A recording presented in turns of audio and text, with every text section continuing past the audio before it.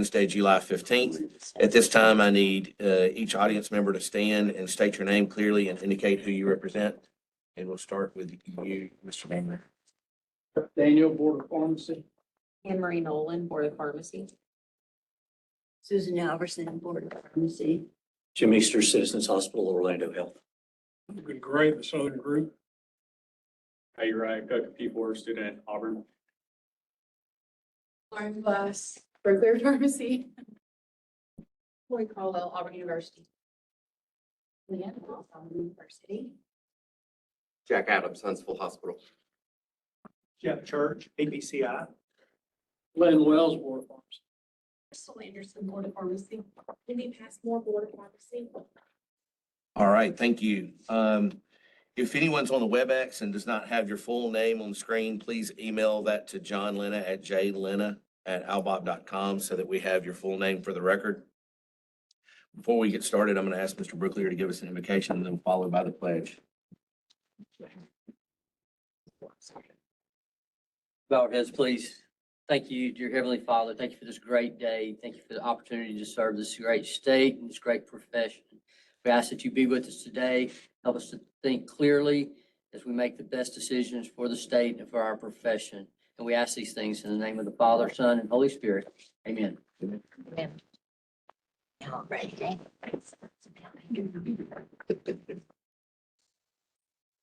Pledge Allegiance to the flag of the United States of America and to the republic for which it stands, one nation, under God, indivisible, with liberty and justice for all. Mr. Secretary, if you'd call the roll. Dr. Penner, here. Ms. Booker. Here. Judge Stokes. Here. Dr. Mitchell. Here. Dr. Marbury. Here. Dr. Hicks. Here. Mr. Brooklier. Here. Ms. Giles. Here. Dr. Cobb. Here. Mr. President, all members are present and we have a quorum. Okay, everybody would look at your agenda before we have a motion to adopt. Are there any changes to the agenda? Mr. President, I have one to add to new business, and I'd like to make a motion to add to this CRCs. Okay. Is there a second on that? Second. Okay. I'll hear a motion to adopt the agenda with change. So moved. All right, I got a motion, a second. How do we vote? Aye. Aye. And I vote yes. All right, need to look at the previous minutes. So the first item on the agenda there is the June minutes, interview minutes, excuse me. Those should be in your Dropbox.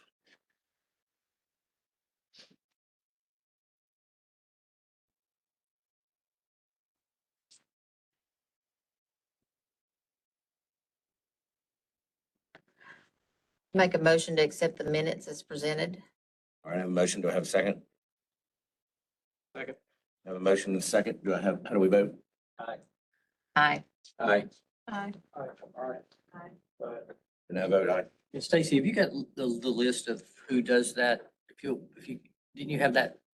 I'm afraid I'm not going to show up next month or whenever I'm due to do the interviews. Oh, I have that list. Yeah, I'll get that out to you. Okay. Yeah. I'll Please send share. it to you. Thank you. Thank you. All right, the next item on the agenda is June business meeting minutes. Those are also in your Dropbox.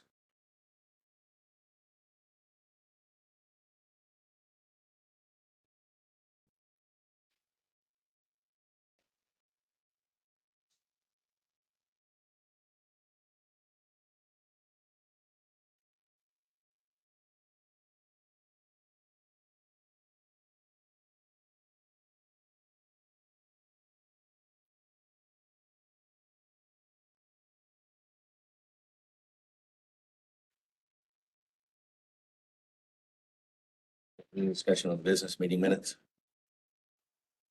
Nothing. I make a motion to accept the minutes, the business meeting minutes as presented. All right, I have a motion. Do I have a second? Second. All right, got a motion and a second. How do we vote? Aye. Aye. Aye. Aye. All right, and I vote aye. The next item on the agenda today is education on peptides by Dr. Alverson. Susan?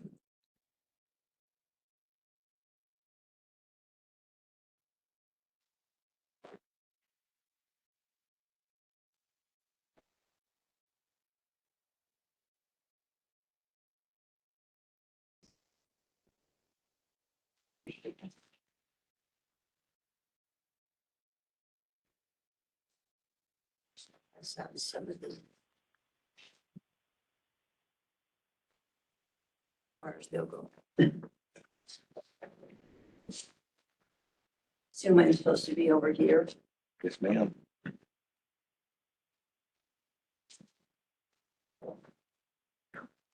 So I was going to speak to you about a change that the FDA is making. And that is to begin looking at peptides. So let me explain a little bit about this. The FDA has two sets of drugs that they say pharmacists may compound. And a lot of that depends on, are you a 503A? The 503A business is what we think of as community pharmacy or a hospital. They're the people who are still licensed by the board, but they also are controlled by federal regulations now, which previously they were not. All right. So the FDA produces two lists of bulk drugs. And those two lists should be in what I passed out. It looks like this. There's three blue lines at the top. And one says section A and one says section B. I'm sorry, you don't have one. Let me see if I can get you one. That's okay. I know where you work. You'll get me later. All right. Well, peptides are really big molecules. And right now you would think that someone had just discovered peptides and they are miracle drugs. But in fact, we've known about peptides almost as long as we've known about chemistry. They're part of the functioning in our body. They control a lot of different things that occur in our body. But in the compounding world, there are claims that peptides will do just about anything possible. So until now, the FDA has not allowed people to compound peptides. And there's two reasons. One of them is that the FDA has not researched peptides as drugs. I mean, we've known the role they play in our body. But in terms of separating them and giving them to someone as a pill or an injectable or a cream that you can put on, they haven't been researched in that way. So that means they are not legitimate drugs, which means you can't compound them. The other reason is to protect some drugs, the FDA created a new section. And that new section is to look at large molecules. So anything with more than 40 amino acids. So I'm getting too deep in chemistry here. Peptides are long chains of amino acids strung together, one right after the other, all right? If a compound has more than 40 amino acids, it is under a different department of the FDA.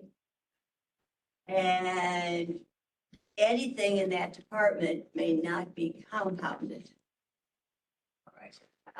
Those long chains of peptides end up producing proteins, which is a word we're all familiar with, all right? However, people all over the country are compounding peptides and coming up with all kinds of claims for peptides. And I have this theory. You won't find this written down anyplace. But my theory is that people will buy and use drugs in 4 categories and gladly pay for them. And that is for pain, for anti-aging, for sexual performance, and for losing weight. And all those claims are being made about peptides. So I don't know why, but the FDA has decided that they are going to pull 12 peptides off the you may not compound list. And you had 2 sheets of paper packets that look like this with the 3 blue lines at the top. And the one that says 503A. All right, the first 2 sheets this time for this packet are the list of all the peptides that the FDA is planning to look at. So they've been on the you may not compound these list. The FDA is taking them out of this document, which if you compound, you're used to this document because it has a section you can compound these, a section you may not compound those, and another section that if you do compound them, we're going to come in and beat you up. So they're going off of this document altogether. The FDA says the reason is if they were on this document, they couldn't do research about them. So these 12 peptides are being pulled back. You won't find them on any lists. And this summer, the FDA is going to study 7 of these peptides. Later on, I think in spring, they're going to look at the last 5 peptides. They say in 2007, they will let everybody know what they found and whether or not these peptides are safe to be compounded. Right? So did I explain that in a way that makes sense?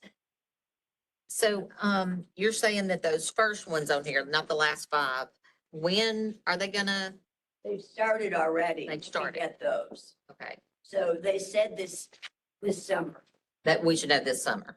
Well, I don't know if they're gonna tell us this Oh, summer. They're looking at it this They're summer. looking at them and hopefully making a decision this summer that is it safe for people to just buy and use these? Does it do is there any health damage involved? No, But I think they're going to release the decision with all 12 peptides together when they finish whatever studies they're doing. That makes sense. So if they've reviewed these, will they become prescription products then? I'm quite sure they will be prescription because some of them are injected. Okay, Some of them don't make it through the stomach acid okay. and all the way to the point of being absorbed into the body.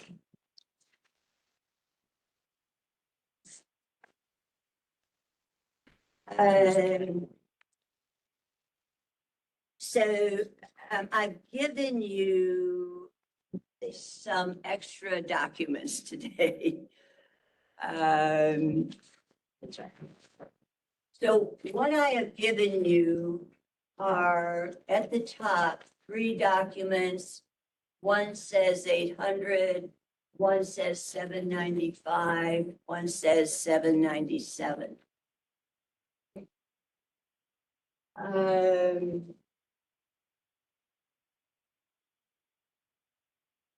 Those documents are numbered according to USP chapters. So let me explain USP, because I know there's been a big argument about USP in Alabama. USP was founded in the 1800s by a group of doctors who said people are just buying drugs. They don't know anything about it. That includes pharmacies, doctors, people running around in covered wagons selling it, that they made it in their kitchen. There's no standard. There's no safety involved at all. So let's start an organization that looks at it and comes out with some decent knowledge. All right, so they started an organization called the United States Pharmacopoeia. United States Pharmacopoeia is 2,000 chapters long. I don't think they even publish it as a book anymore. I'm not sure you could pick it up even if they did. You can get it on disc or you put on your computer. It doesn't do research on drugs at all. Research for new drugs like a drug company does. It researches everything about the science of a drug.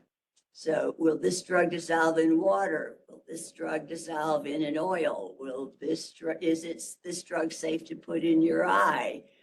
At what temperature will this drug freeze? Things that you have never thought about drugs, they research. So there's a branch in the United States. There's another very large branch in Asia. I think it's in India. But USP in the United States employs 3,000 people, and their job is to do research on drugs. They give it to the FDA. They give it to drug companies. We can buy that book. We require it for some people to have the book. When the federal government voted on 503As and 503Bs and made both of those federal law, they put in both of those laws, if you are compounding, you must follow the standards of USP. So that's not if you want to, or if you feel like it. It is actually written in federal law. And federal law is section 503A and section 503B of FDA law under the compounding section. So there's been a lot of discussion. It's not the law. The fact is, if you read the 503A I gave you and the 503B that I gave you, you will find stated in there that you must follow USP regulations in compounding.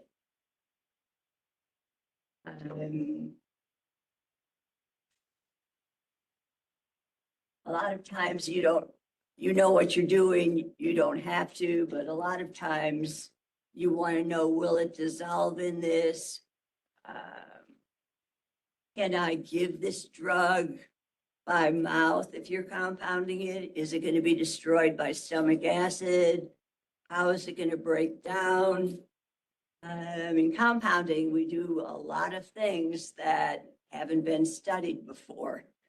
And if you want to know if it's going to work, the place to find out is looking up the chapter in USP. So I just wanted to clear that up and wanted to give you the actual documents that say USP is required. So when I first got here, one of our investigators was walking out the front door one night and he had, I think, one of the last published editions of USP under his arm, and it was about this thick.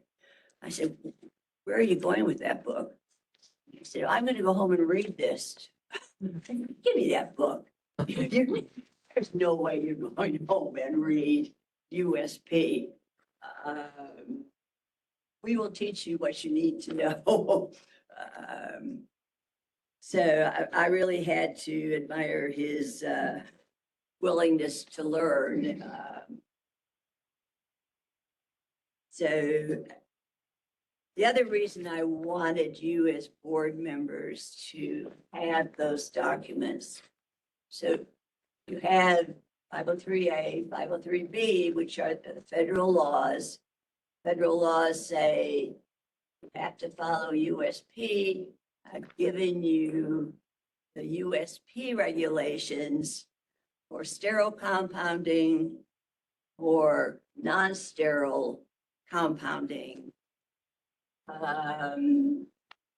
And which was the third one there's one on radioactive drugs, and it's so rare we talk about those that I didn't copy that for you. So I think you have topical regulations for sterile and for non-sterile. And so those are the regulations that pharmacists must follow when they're working. And if at any point you'd like to discuss any of that, I'm more than happy to stay for a little bit. Promise I won't talk more than 30 minutes in any given session. But if you wanted to know something about compounding, because the cases are going to become more complicated as we go forward. And I'd like you to know what we're thinking so we can get on the same wavelength here. So thank you for the time this morning. I appreciate it. Thank you. Thanks, Susan. Any questions or- I'm just going to reiterate that at this point, pharmacists cannot be compounding with any of these, Any of those 12? Yes, peptides. any of the 12. How about any peptides? Technically, they shouldn't be compounding with any peptides Because they're not, because they haven't been proven safe or unsafe. If they're FDA approved drugs that are peptides, yes. Yes, Yes. you're right. The unregulated peptide space, no. so if it's already commercially available in some form, as far as through FDA approval, right? Then you can compound with it. Yes. With, Okay. with a lot of A lot of, caveats. right, A lot of caveats. a lot of them. Okay, that's good. You're Thank you. welcome to call us anytime and ask us, can we compound this Okay, or otherwise? So thank you all. thank you, Susan. Thank you. All right, the next item on the agenda is our treasurer report. Mr. Brookler? Yes, sir. Thank you, Dr. Cobb. Treasury report, real quick and simple, and then we'll get to the budget stuff. Some points about the fiscal year of this year, ending June 30th, 2026. Total revenues for the fiscal year are 85.84% of annual budget. Operating expenses for the fiscal year are at 68.4% of annual budget amounts. Licensing fee revenues are 86.22% of budget projections. Total operating expenses remain below budget levels at 68.4. So that's the summary. You can see the entire detailed budget on the website in about a week. You'll see that. And if if I could, the next thing is the budget. And I'll, Let's accept, okay, I think we have that under old business, the gotcha. budget. That's fine. Okay. Yeah. But we need to accept the treasurer's report first. I'll make a motion to accept the treasurer's report as presented. Second. All right, so I have a motion and a second. How do we vote? Aye. Aye. Aye. Right. And I vote aye. And we'll get to that budget. That's fine. here in a few Thank you. minutes. The wellness report.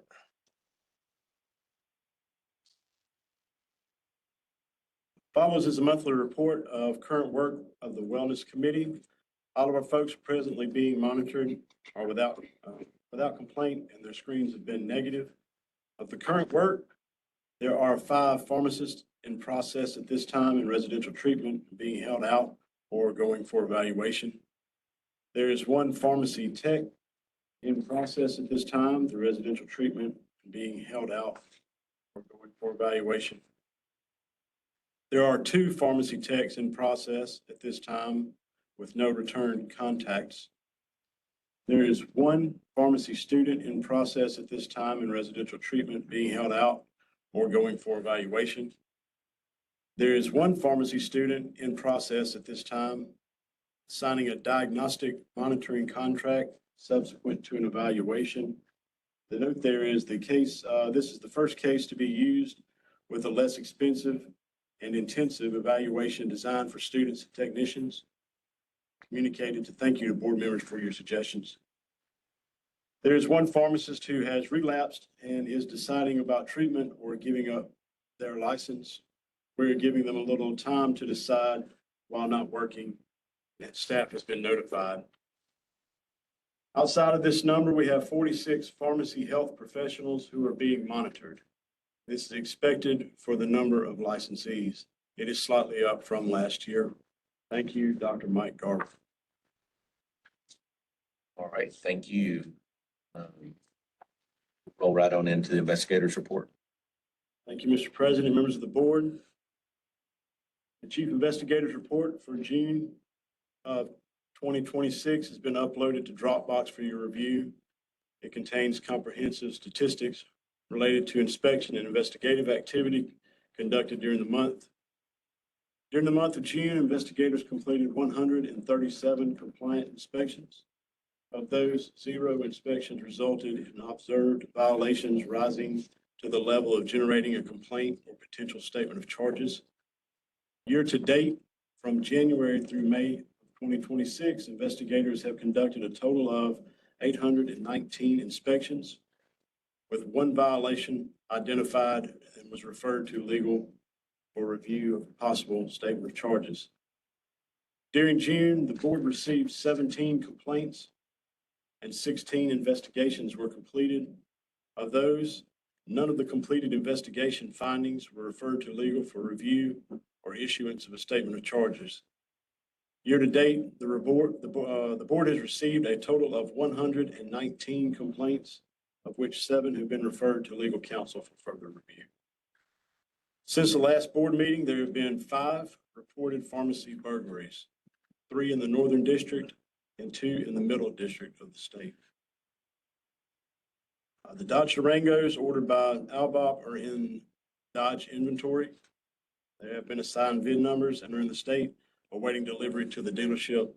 The delivery is still anticipated July 16th through the 23rd. Thank you, Investigator Shaw. Executive Secretary's report. Thank you, Mr. President and members of the board. Since our last meeting, we've had 1 reported pharmacy closure in the state. It was a pharmacy located in Bessemer. This month, I and Mr. Detling attended a meeting in Montgomery with representatives from the Department of Public Health, Board of Medical Examiners, Board of Dental Examiners, the Medical Cannabis Commission. There was a MASA representative there as well. Major issues discussed there were whether PDMP reporting would be required for medical cannabis sales, and some feedback from the boards to ADPH on the upcoming medical cannabis rescheduling hearing at the state level. It was generally agreed that medical cannabis is neither prescribed nor dispensed. It's simply authorized and sold. It's not subject to PDMP reporting. There are pathways, however, for prescribers and pharmacists to access the cannabis registry for the purpose of creating a complete patient medical history. I did check the Medical Cannabis Commission website and did not find a way to request that on their website, but I'll be reaching out to them to understand that mechanism a little bit better. The Alabama Compassion Act, which creates a framework for medical cannabis, contains preemptive language that allows for the use of medical cannabis regardless of the state-controlled substance schedule. With the federal hearings underway, gathering arguments regarding the rescheduling of marijuana more generally, there may be less confusion overall if Alabama does not adopt the federal schedule at this time, pending the outcome of the broader federal rescheduling discussion. The ADPH hearing for rescheduling is July 22nd in Montgomery, and details for participating in that can be found on the ADPH website. Some of the conversation had in that meeting was around inadvertently opening up pathways through Schedule 3 for misinterpretation that product can be ordered outside of the state program, which would be prohibited if it was Schedule 1 across the board. Of course, the rescheduling to Schedule 3 under the Compassion Act does not allow for that to happen, but Board of Medical Examiners in particular is concerned about confusion around those pathways. Myself, Dr. Marbury, and Dr. Cobb also attended the Alabama Society of Health System Pharmacists Summer Meeting. President Cobb gave the board update presentation at the meeting covering composition of the board, recent and upcoming rulemaking, and a historical view of enforcement activity. This meeting creates great opportunity for us to connect with pharmacy leadership in health systems throughout the state and gain insight into unique pressures those practitioners and institutions face. And similar to, or in line with Dr. Alverson's presentation, a number of state boards have reported taking significant action in the peptide compounding space. Most significantly, Ohio has issued summary suspensions to 52 peptide clinics, which order and provide unapproved peptide products. I understand that those also do include non-FDA sourced but non-FDA sourced, otherwise prescription peptides. Additionally, suspensions have been issued to 503A pharmacies not in compliance with FDA guidelines for patient-specific compounding. NABP has shared that they are working on model language to address the med spa or similar clinic settings. This month, a technician licensing manager, Ashley Huntley, has accepted another professional opportunity. Ashley has been a valued member of our team for nearly 10 years, and throughout that, she's made many meaningful contributions to the board. We're grateful for her dedication, hard work, and the relationships she has built with so many of us. We're thankful to Ashley for her years of service and wish her continued success as she begins this new chapter. While we transition the licensure department toward a more permanent structure, Terry Lawrence is once again covering pharmacy technician licensure. As always, PDMP is available to all pharmacists. You should create your account to have access to that. The Compliance Department will send out emails to pharmacies with missing data elements, respond to those emails and correct those. And ADPH substance misuse summits are coming up in August. There'll be one of those in Huntsville and one of those in Mobile. Details on that can be found on the PDMP pages of the ADPH website. Thank you. Secretary Left. The attorney's report. Thank you, Mr. President. Ladies and gentlemen, last month I reported on 2 cases that we have pending in the Montgomery County Circuit Court, and I'll just follow that same pattern this month as well. We have a longstanding appeal that is pending down there with one of our pharmacists, and that matter has been set for oral argument on Monday. So Secretary Lena and I will be going down to argue that case, which you guys heard and decided, I think in 24. It's been down there for a while. So we'll let you know how that goes. Again, Secretary Lena will go with me. The other lawsuit that we had challenging certain aspects of our rulemaking We got an order last week that the court agreed with our position on subject matter jurisdiction and concluded that the court didn't have power to entertain that case in the manner that it was presented. And so that case has been dismissed. So we're down to one case. We're obviously happy about that. Any questions? All right, thank you. Yes, sir. All right, we'll move on to old business. The first item of old business is a public hearing for 680-X-1 -.40 non-disciplinary penalties. This rule is amended to address concerns of the legislative co-chairs, and the board received one comment that is in your Dropbox. It's lengthy, so I hope everybody's reviewed it. So if not, I'll give you an opportunity now to review the comment. Aaron, can you go through the 5 points and just sort of explain Certainly. why we think it, just what the board's feeling in on those comments? Sure. I'll take 1 and 2 together because they really are kind of the same point. It has to do with the procedure that we will use to present and adjudicate these. And by the way, this first part is not really new to the changes that we're making. It was already in the rule. It's just been clarified. And so I think maybe it's good that we clarified it because it drew some comments. But the idea is that, many of these non-disciplinary administrative penalties won't really have factual disputes and will be small in amount. I expect that the vast majority of them will be uncontested by the respondent. Designated representative type things, change of addresses, that sort of thing. You either did or you didn't, and it's $200, but the vast majority of respondents will say, yeah, here's the $200. So the way that the rule is designed to operate is you'll get a notice that we propose to assess an administrative penalty, which you guys will approve in the first instance.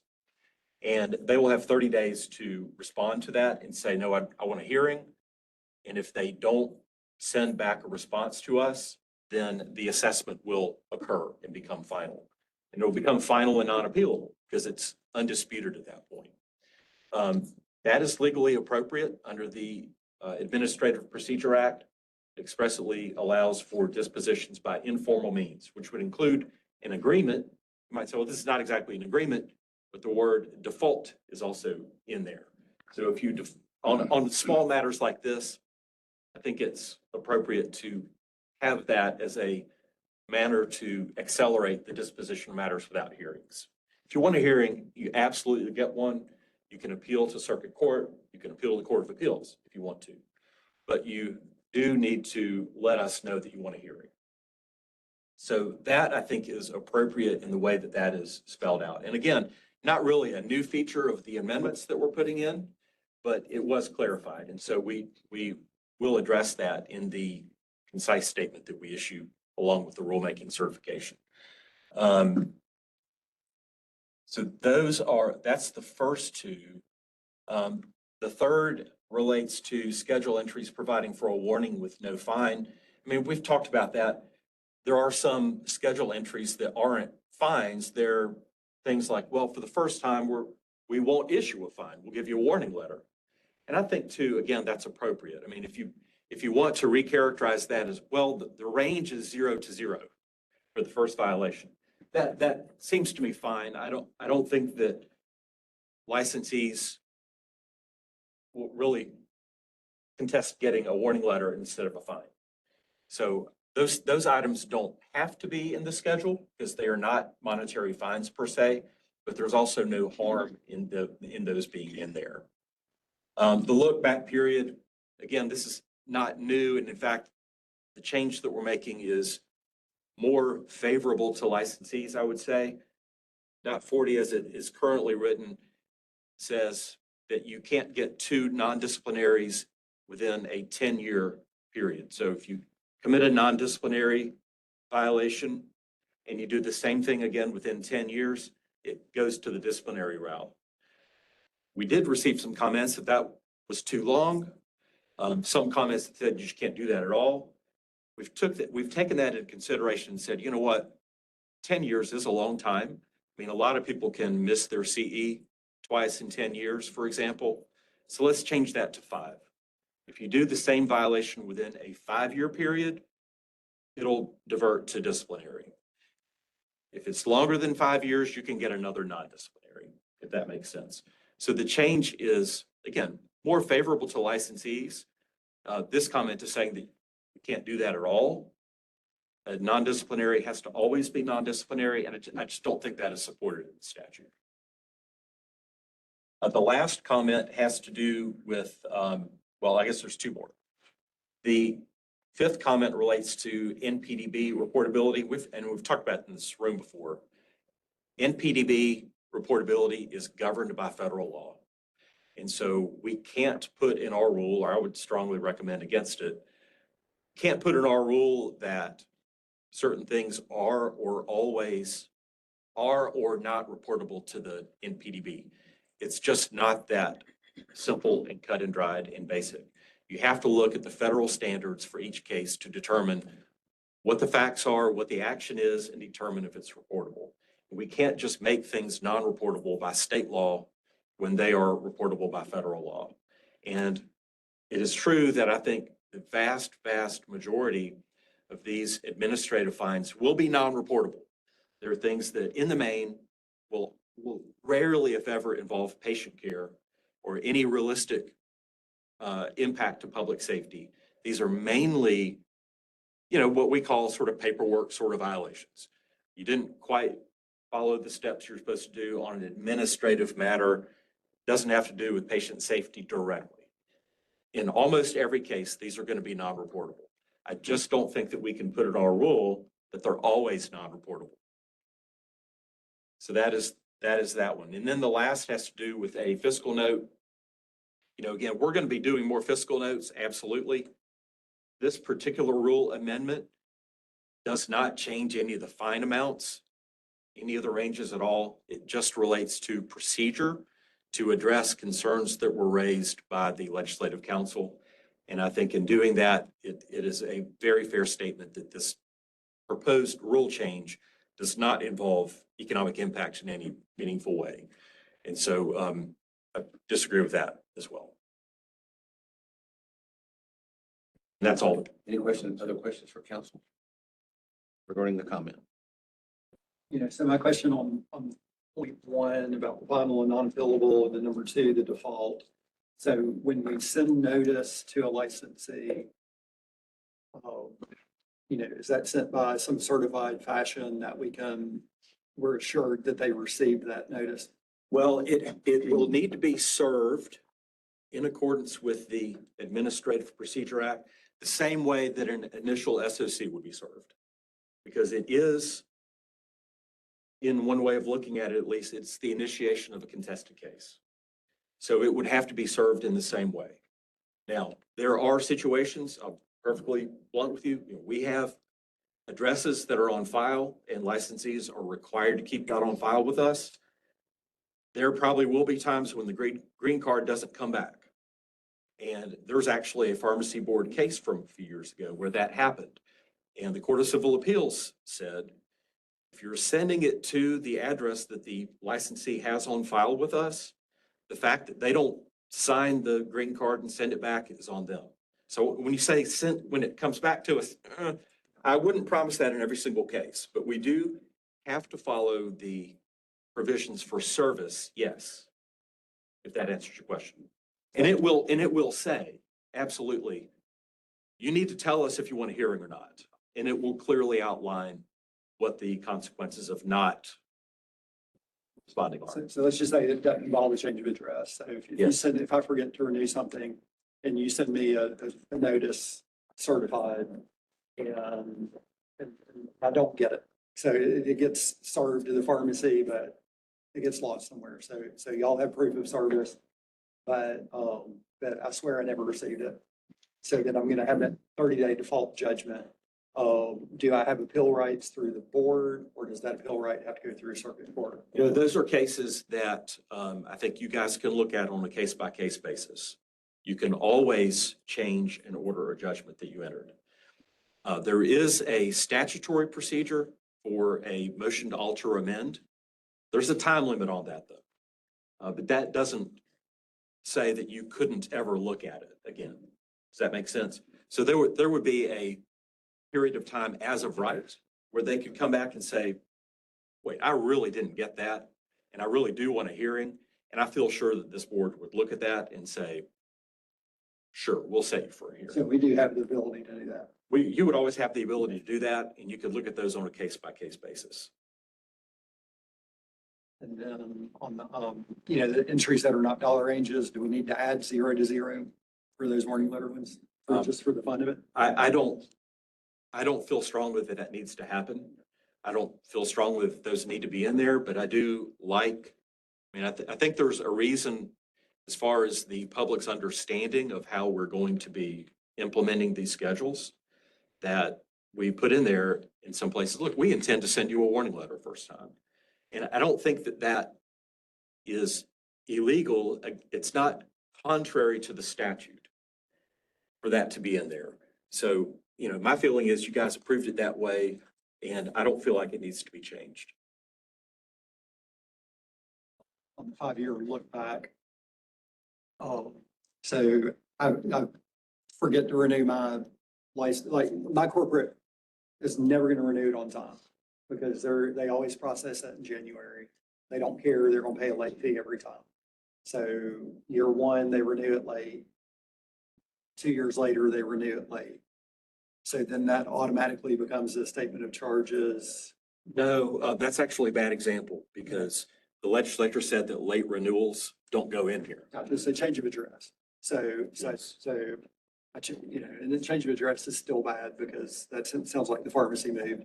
But one of the others, so. A DR Yeah. would be a good example. Okay, perfect. So, yeah. So on that second offense, within a 5-year period, it automatically becomes a disciplinary hearing. Well, it would route that way. I think that when the SOC is issued and we have a hearing, you would still have the ability to impose little or no discipline. It just wouldn't be in the .40 world, it would be in the .50 world. So it is an automatic conversion. There's no discretion. We always have CRC. And I hesitate to say that there would never be prosecutorial discretion in those kind of situations. It certainly, I would want to do a little more reading and thinking about it. I'm hesitating to say there would not ever be discretion because prosecutorial discretion is a part of life in the administrative procedure world. Those cases would come before CRC, is what you're saying. Yes, they would. It all have to get cleared out one way or the other, whether it's through CRC. One way or the other, right. So the board would see the case regardless. When we talk about prosecutorial discretion, I don't think council's saying that the case would just go away. I think what we're saying is, whether it proceeded with an SOC or whether it proceeded through the CRC, it gets a case resolution either way. But I still kind of go back to, if the idea is to give grace on the first one and you've done it again a year later, well, obviously the first time didn't catch. And so, the thought process is then it goes to an SOC. The board can always dismiss the case. They can always, fine as little as 0, depending on the fact pattern and why we had, 2 failures to do that in that time frame. Every case is going to be different. So I think, what Dr. Mitchell's trying to get at, I think, is that, if there's just a situation that's occurred for whatever reason, and it's the second time around, are we immediately being harsh in our punishment? And I think my answer to that is no, even though it goes to would go to the SOC route, the board still hears the case. And if it's staying in the non-SOC route, then the board would never get really the opportunity to hear it and then make a determination based on the facts, whether or not it needed the same fine as the previous one or something different. That's just my opinion. I think I hope I characterized your concern. And there are situations too where the .40 schedule itself contemplates multiple non-disciplinaries. So in CRC, could we move something to .40? So if we had a case come up in CRC, could we as a board say, handle this per .40? Yes, yes. So if we didn't want to have to hear a case about a second designated Or- route change, we could just say handle it. per- Or you could just say, send a warning letter. The rule does say that the individual permittee may not receive another administrative fine, but that doesn't mean that you couldn't do other things, like a warning letter. And then on the number 5, I 1,000,000% understand we can't absolve federal standards in what we report and don't report. But as the licensee, when they agree to those terms and conditions, know 100% whether it's going to be reported or not. Because I may choose to fight something more, more diligently for something that could be reportable versus something I absolutely know would not be. I would say, Dr. Mitchell, I have good faith conversations with lawyers who represent licensees. I've had those conversations on a regular basis in good faith about how I would look at it and how I think the agency would look at it and things that would be reportable and things that wouldn't. And so I would believe that lawyers who represent parties in this room know that they can call me and have a good faith professional conversation about that. So again, we're in .40, which is non-disciplinary. Right. So how do we assure the licensee that by them agreeing to whatever the fine is, whatever that, since this is our non-disciplinary rule, that those are always going to be non-report, or they wouldn't be in our .40 non-disciplinary rule. Right. And I would never say always. Yeah, yeah. Or always say never. Yeah. There is, so I put a specific reference to this exact page of the guidebook. I guess that could change over time. But there is a specific page of the guidebook that lays out the criteria of when a administrative fine is non-reportable. There's 2 requirements, as I recall. One is it has to be considered a non-disciplinary fine, administrative fine. And number 2, it cannot involve patient care. So those are the requirements. So that's the exact page of the guidebook that I would be discussing with counsel. Here's what's involved in your case. If it's just a change of address or DR, it's hard for me to see how patient care would be involved.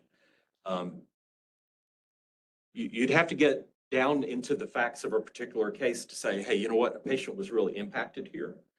And therefore, I think this one would have to be reportable in any case. It would be under .40.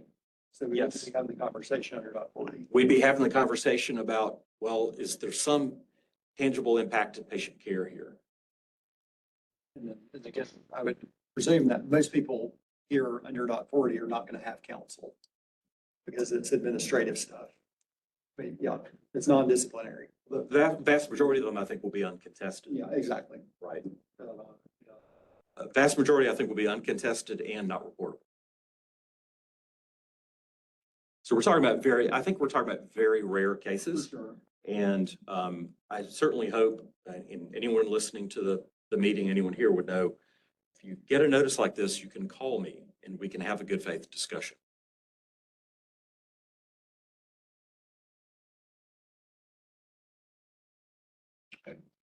Any more discussion? Okay, we didn't have anybody sign up to speak for the public hearing. So at this point in time, I'll entertain a motion to adopt 680-X-1-.40 non-disciplinary penalties that would become effective September 14th. So moved. Have a motion? Second. A motion and a second. How do we vote? Aye. Nay. All right. Aye. And I vote aye. All right. Update on other rules currently in rulemaking process. 680-X-2-.05 pharmacies clarifies the definition of chain and independent pharmacies. The rule became effective July 13th. Rule 680-X-3-.03, time and method of payment, renewal, and non-disciplinary penalties for late renewal of controlled substance permit. Remove the non-disciplinary component of the rule since it is being placed in Doc 40. The rule became effective July 13th. Rule 680-X-1-.3 a petition for declaratory ruling of the board established an official process for declaratory ruling. The rule becomes effective August 14th. Rule 680-X-1-.04 petition for adoption and amendment and/or repeal of a rule establishes an official process for adopting, amending, or repealing a rule. The rule becomes effective August 14th. Rule 680-X-2-.50 civil penalties and 680-X-A appendices were proposed last month, and the public hearing will be August 19th. And comments are due to Anne Marie Nolan at anolan@albop.com by August 14th. Business item number 3 will be to discuss 680-X-2-.23 drug manufacturers, wholesale distributors, private label distributors, repackagers, third-party logistics providers, outsourcing facilities, reverse distributors, and retail medical option suppliers. In April, an amended rule for 680-X-2-.23 was certified with an effective date of June 14th. The certification rolled back permit fees to lower pre-amendment amounts to readopt fee amounts certified in February. We will need to restart the rulemaking process for this rule. You've got a draft in your Dropbox, and I think, Council, do you want to speak to this? Dr. Cobb, I think you've really covered it. We started a rulemaking in December to increase certain license fees. In this particular case, this is facilities. And we initiated a second rulemaking proceeding, as I myself have done in the past with other agencies, and I know that we have here as well. And that has never created a problem in the past. Now, what has happened in this case is LSA has said, due to the way that our new electronic portal is working, the second rulemaking proceeding that we did essentially undid the first one. So we corrected typos with the second one and undid the first one. That is news to me. I spoke with the attorney down at the administrative division at LSA and tried to prevail upon her that, hey, we've done this in the past, never been a problem. Unfortunately, we are where we are. We are going to have to redo the changes to .23. And so we have that in your packet today. My suggestion is, though, that we do that next month. The reason being, we don't want an effective date to land in the middle of a renewal cycle where some people renew at, say, 500 and some renew at 1,000 for the same cycle. If we hold this until next month, the effective date, just by virtue of the APA rulemaking process, will land in January after the cycle is complete. And so net effect of that is that for the current budget cycle, these increased license amounts will not go into effect for the current budget that we're talking about right now. They will go into effect at the next renewal cycle in 2027, which means that revenue is really available to the board in 2028.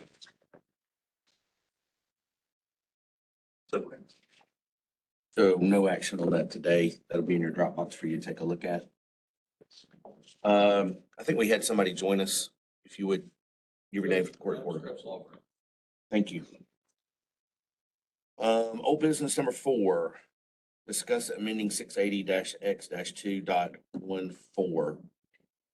During our legal compliance audit, the auditor identified a typo error in a rule that referenced an incorrect statutory citation.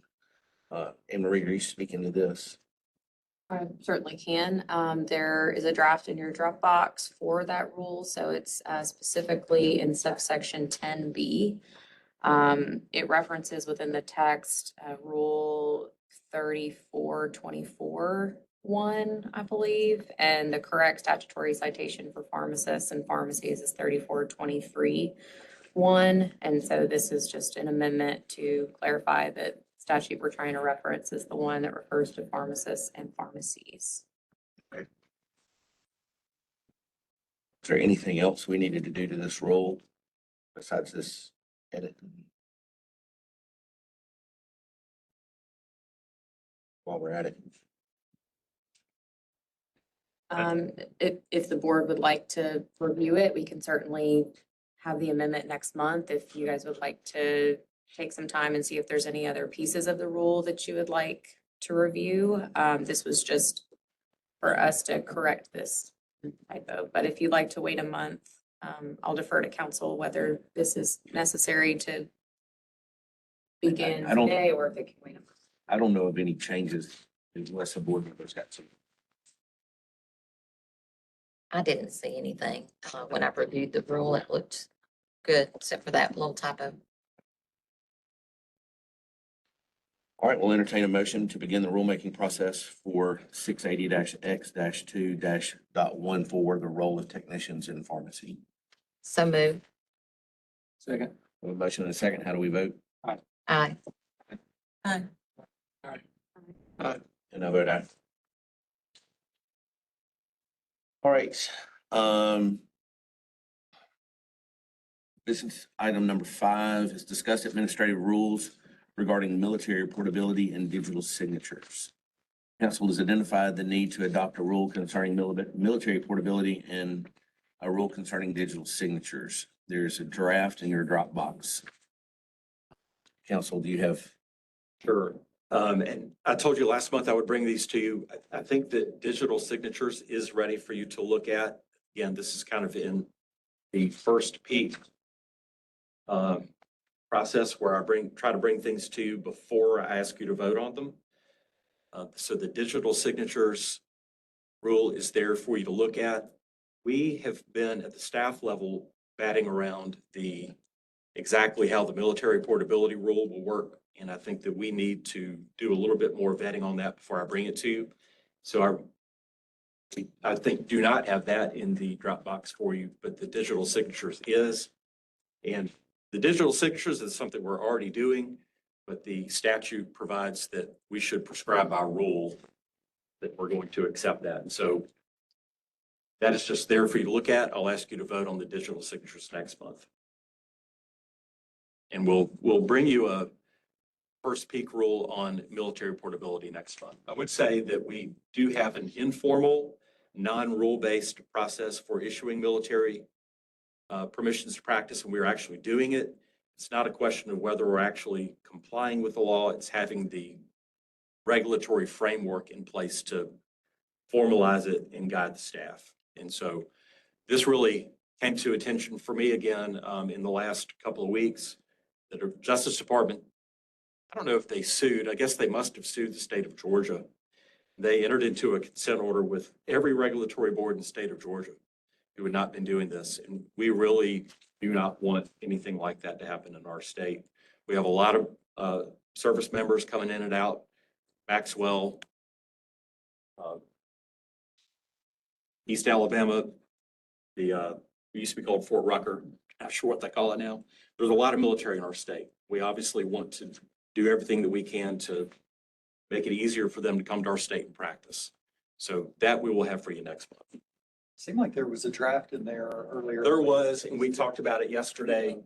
We just have some more logistical things to work through. Because what I was wondering about was like certifications. If somebody has a parental certification somewhere else. Exactly the conversation. Yeah. And then, what happens if the spouse of a military service member divorces? What is the carryover there? What is the carryover from permanent change of station? So, you get new orders, how long, as say, maybe one half of the relationship handles a move from here to the new PCS, or there's an overseas deployment, or whatever that is. There's just a lot of those little kind of edge cases that, we think we should address. I wasn't sure about two. Would they be required to take the law exam? Not, Mandate certain study guide, like I wondered about that. That was a couple of my questions, like how we ensure legal compliance. So, and what I've suggested is recommended reading. Yeah. You cannot condition the license or practice permission based on that, but you can certainly say, here's some suggested reading. With them knowing they're subject to discipline if they Right. violate those, should be enough. That's right. And other states have reasonably good models. I have, I would say no to that. I've researched that over the last, I think this law became effective in 24 or 23. And over those few years, I've searched several times for go-bys in other states, other regulatory boards, and there really is not, I would say no. So we get a chance to be a good model. I think that what we're going to ultimately put forward and put in place will be, well, not to brag, but like a gold standard. Yeah. Yeah. Any more discussion? So if everybody would review that draft electronic signature so that we can be prepared to vote on that next week. And we're gonna take a 10-minute recess. Good. We'll go into recess here at 10:15 and come back at 10:25.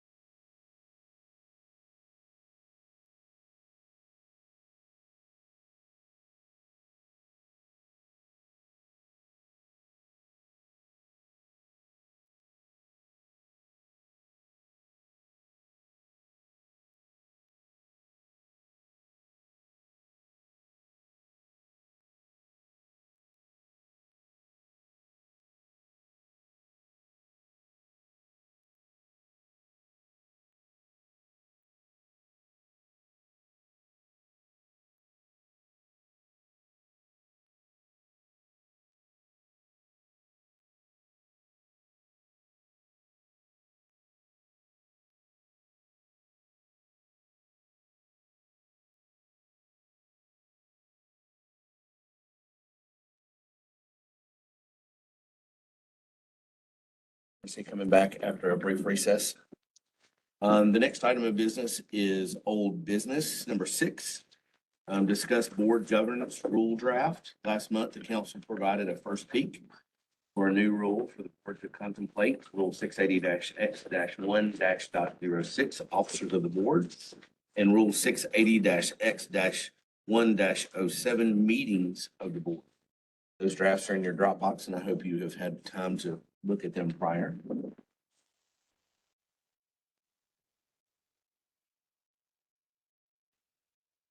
I had one question, but I can't find it on here. Where's which document is it on here? It's OB6 in your Dropbox. I can ask one in the meantime, on dot 07, 1B under regular meetings. It specifies at the last regular meeting, the board shall elect officers and establish a schedule of regular meetings. Does that, do we do honor before? Does it have to be the last meeting? Because it might be nice to do the schedule sooner. Officers, it has to be in the last meeting, but the schedule could be a different time. So that's a conversation that we've had too at the staff level. Certainly the dates do get sort of penciled in sooner than that. And there's nothing that would stop us from doing that. And we can, I don't know that I want to split the sentence up here too much, but we can certainly, nothing in this prevents us from in October, for example, saying, here's the meeting dates for 27. This rule would just say, well, in December, it's going to lock in.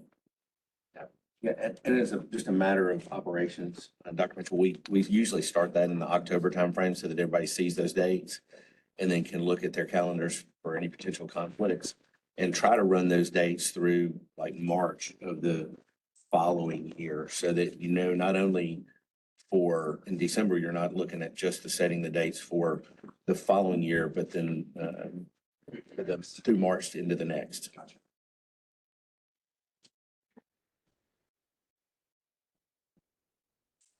All right, any other discussion? Berkeley, have you found your question? Actually, I see the answer to it, so I'm good. Okay. I had a question on special meetings, which is number 2. Special meetings may be called by the president or requested 4 or more board members.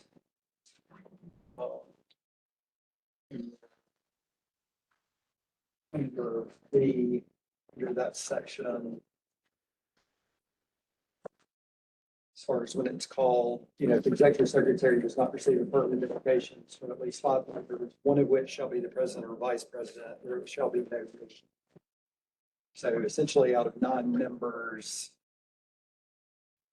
2 members essentially have a supermajority. That if 2 members said no, which would be the president and vice president, and there is no meeting, the way that this is worded.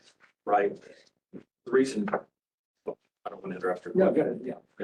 Well, there has to be a presiding officer at the meeting, and only the president can preside or the vice president in the president's absence. There isn't any provision, even in the statute, for a third member to take the podium or take the gavel in the absence of both the president and vice president.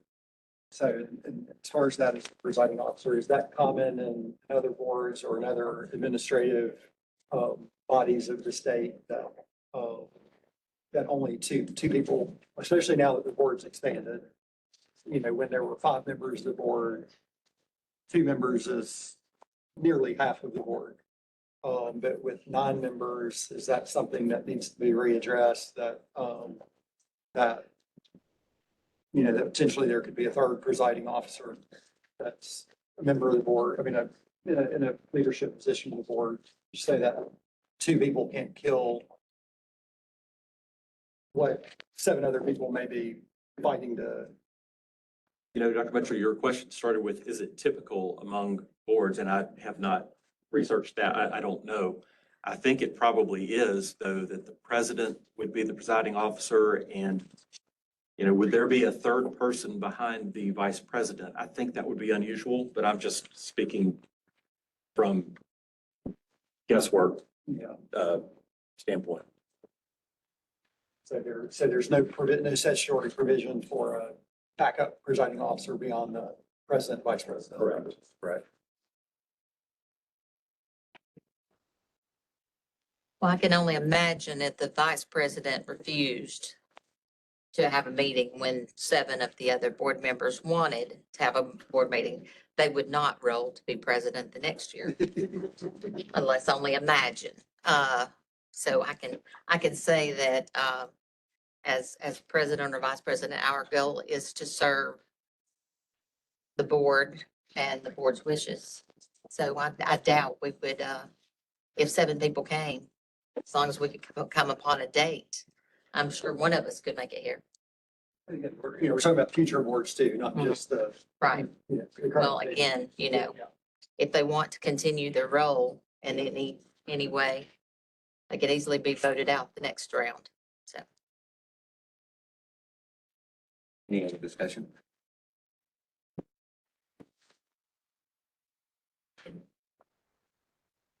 All right, we ready to begin the rulemaking process? Yes. Okay, so I'll take a motion to begin the rulemaking process for 680-X-1-.06, officers of the board. So moved. Second. Have a motion and a second. How do we vote? aye. Aye. Aye. Aye. Aye. Aye. I'll entertain a motion to begin the rulemaking process on 680-X-1-.07, meetings of the board. So moved. Second. Have a motion and a second. How do we vote? Aye. Aye. Aye. Aye. And I vote aye. This is a point, Aaron, I like these sneak peeks, being able to see these things. Yes. Yes. ahead. I think it's asking a lot of you to see a rule and vote on it a couple of days later. Yep. Helped a lot having it in advance. Okay, the next item of business is follow up on the board's request to research the possibility of granting permits before inspection. Last month, the board asked Chief Investigator Shaw to research the possibility of granting pharmacy permits prior to an inspection due to the length of time that it takes to get all the contracting and things done for a new pharmacy. Investigator Shaw. Thank you, sir. I drafted a document for your viewing that goes into greater detail without, me sitting here just really going through every point. I guess the summary would be looking at what you all tasked to do, come up with something similar to a conditional status of a permit or just flat out granting it as soon as it was applied for. Yes, the goal would be to let applicants begin DEA wholesaler PBM credentialing while their construction or remodeling would be completed. And really the question to the board is, do the benefits outweigh the risk here? So it would, for benefits for licensees, it would allow third-party credentialing to begin sooner. Could shorten the time between the construction completion and opening of a pharmacy or facility, and may carry reduced carrying costs for new owners as well. It would be particularly helpful for first-time independent pharmacy owners who haven't been through the process before. Identified some concerns and some of the risk. The inspection is the only physical verification that a pharmacy exists or construction is being conducted or that it is ready for the business to actually open. Everything before an inspection is paperwork. Everybody has eyes on any of the facilities. And it removes, issuing a permit for an inspection could remove the board's final safeguard of ensuring that there's an actual physical property as a facility.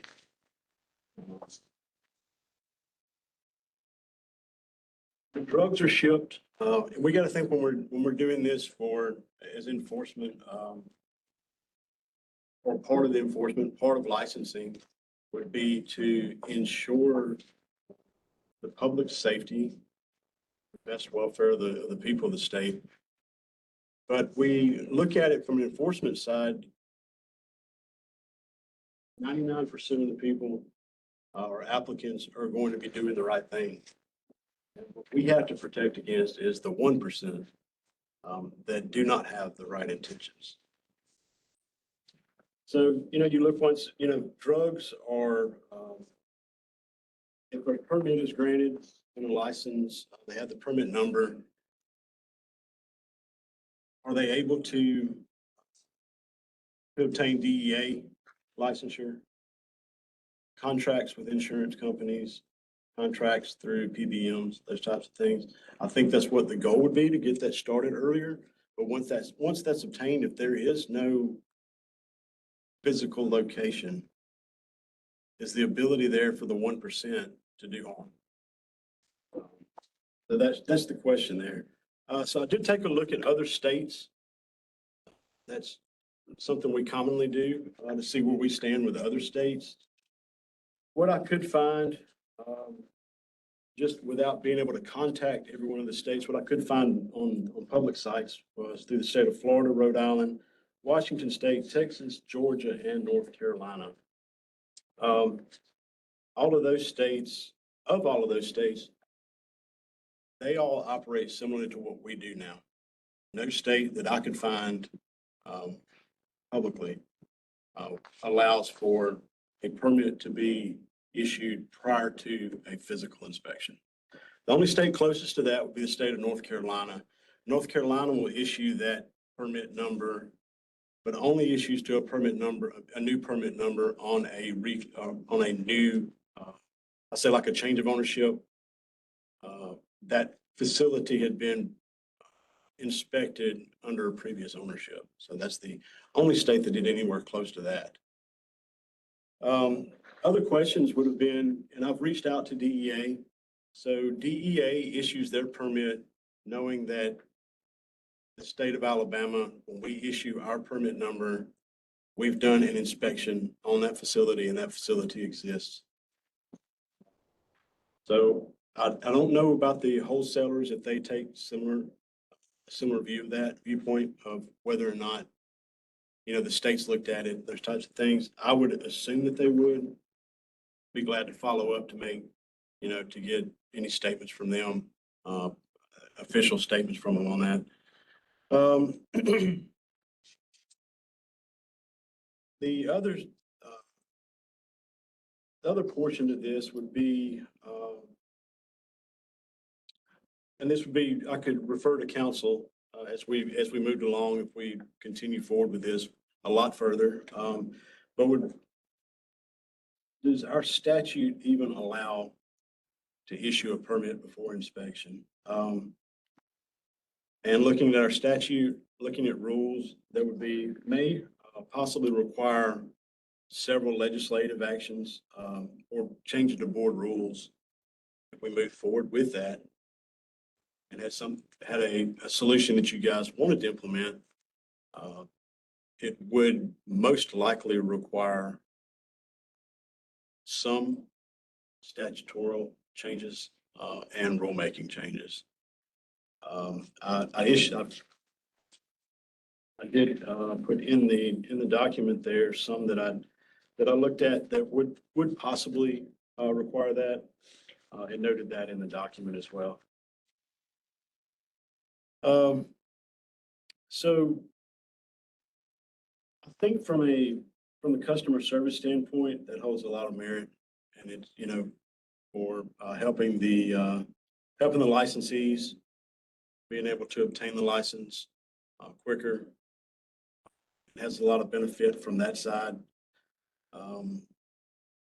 But I think before changing anything in that sequence, I think it would be beneficial that the board would be confident that the benefit is real, and that we had legal authority to do that, and that we weren't creating any unintended risk to drug supply chain or public safety in general.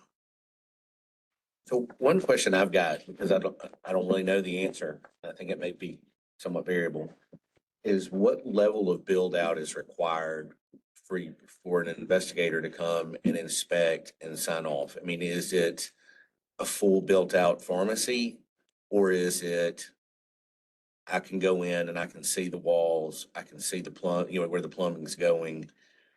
And I still don't have sheetrock on the wall, but I can pretty much kind of tell the outline of where it's gonna go. And what level of build out are we requiring? Because I think there's a perception out there that I have to have an operating fully built out pharmacy to make application.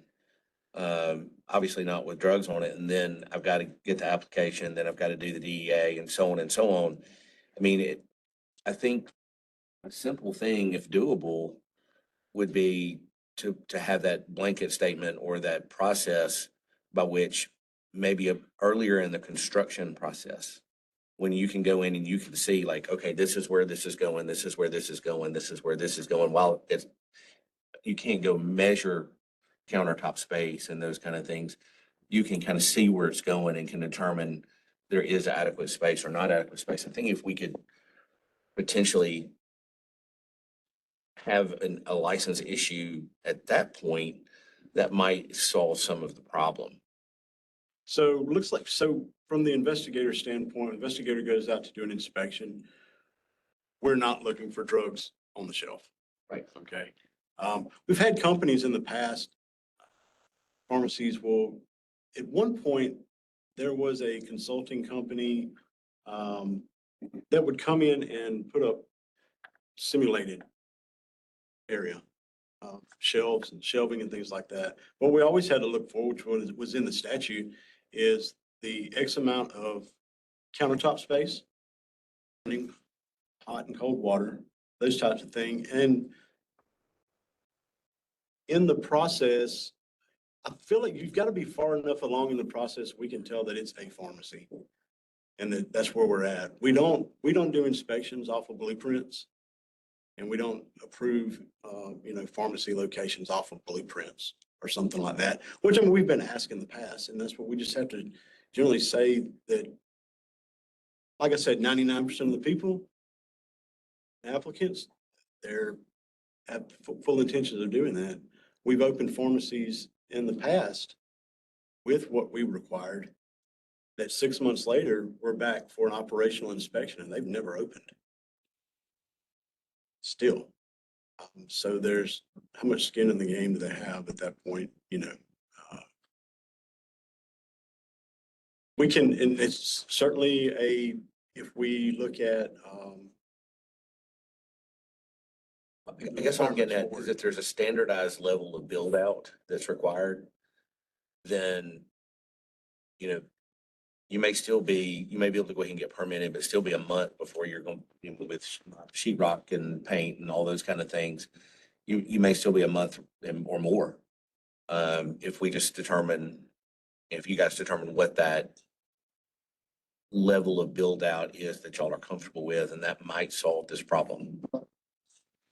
And I can argue it from both sides. When we opened our first pharmacy in 2003, we had leased a 8,000 square foot building and had counters installed, had everything installed. But the sink was in a box. All the plumbing was run, but the sink was in a box because the guy had literally put the sink in. And the inspector, who I still make fun of today, wouldn't give us our permit because the sink wasn't installed. So literally 2 hours later, I called him and said, "Okay, plumber's here, sink's in, come back." And if there's a bad actor, the $10,000 that costs to fake a pharmacy, to put in countertops and put in running water in a sink, if they're trying to deceive the board, they've gotten up through all the paper process and now it's just a physical inspection. It's a minimal incremental cost to have all the space built out to look the part. If their whole goal is to get a DEA number and order,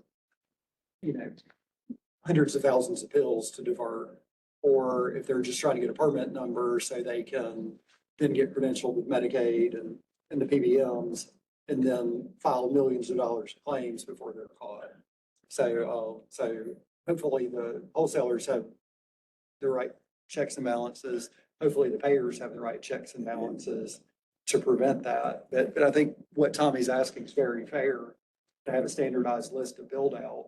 But then we all know if there's somebody intent on fraudulently obtaining a permit, they're gonna spend the $10,000 to build out the space.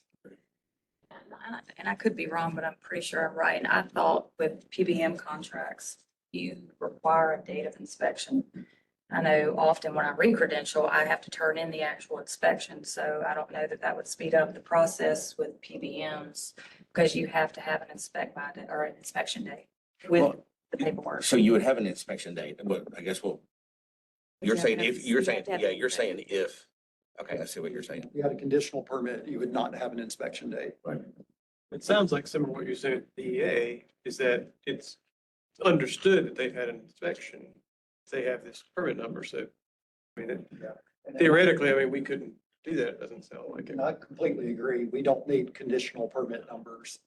We just need a standardized list of what the inspectors should. At what level of build out, yeah, at what level of build out is required to request the inspection? Because, if nothing else, we need to be consistent. And even if we're gonna say it's gotta be 100% built out and ready to roll, then everybody needs to inspect at that level. If what we say is, I need to be able to see, plumbing in, where counters are going, not necessarily off blueprints, but I mean, like, I can actually go in there and walk it and see it, at what level, and I don't know what that answer is. But I think if we would have a consistent, then at least when somebody's opening a new pharmacy, there's a FAQ out there that says, okay, when I get to this level of build, I can go ahead and get my permit. As opposed to what is a perception of, I gotta have, to Dr. Mitchell's point, I gotta have my sink in place. And I mean, you can see the plumbing, you see the sink, it's going there. I mean, Still think we need a process to handle this. When we opened our last store in 2010, that long ago, the building was there. It was an existing building and all that. Getting licensed or getting DEA license, getting contracts with the insurance companies didn't take as long as they do now. If we can somehow get them that permit ahead of time so that they can do that part. But the quote in here, no pharmacy shall open for transaction of business until it has registered, inspected, and permitted issued by the board. There still can be a final inspection, an additional inspection the Friday before you open on Monday. Because right now it's taking the DEA probably about 3 months to issue. It's taking the PBMs 3 to 6 months to issue.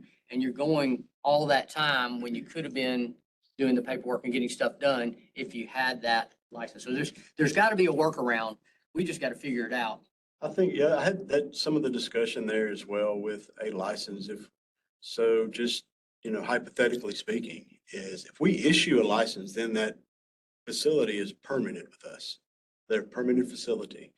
So if it's a license ahead of time and it requires that final inspection and they don't pass the final inspection, They don't open. you don't let them open. they don't open, but do we, at that point,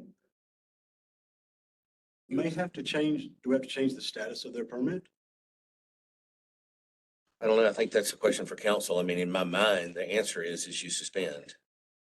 You do a temporary suspension until they are in compliance. We have to do a notice hearing to do that. That goes a level deeper procedurally.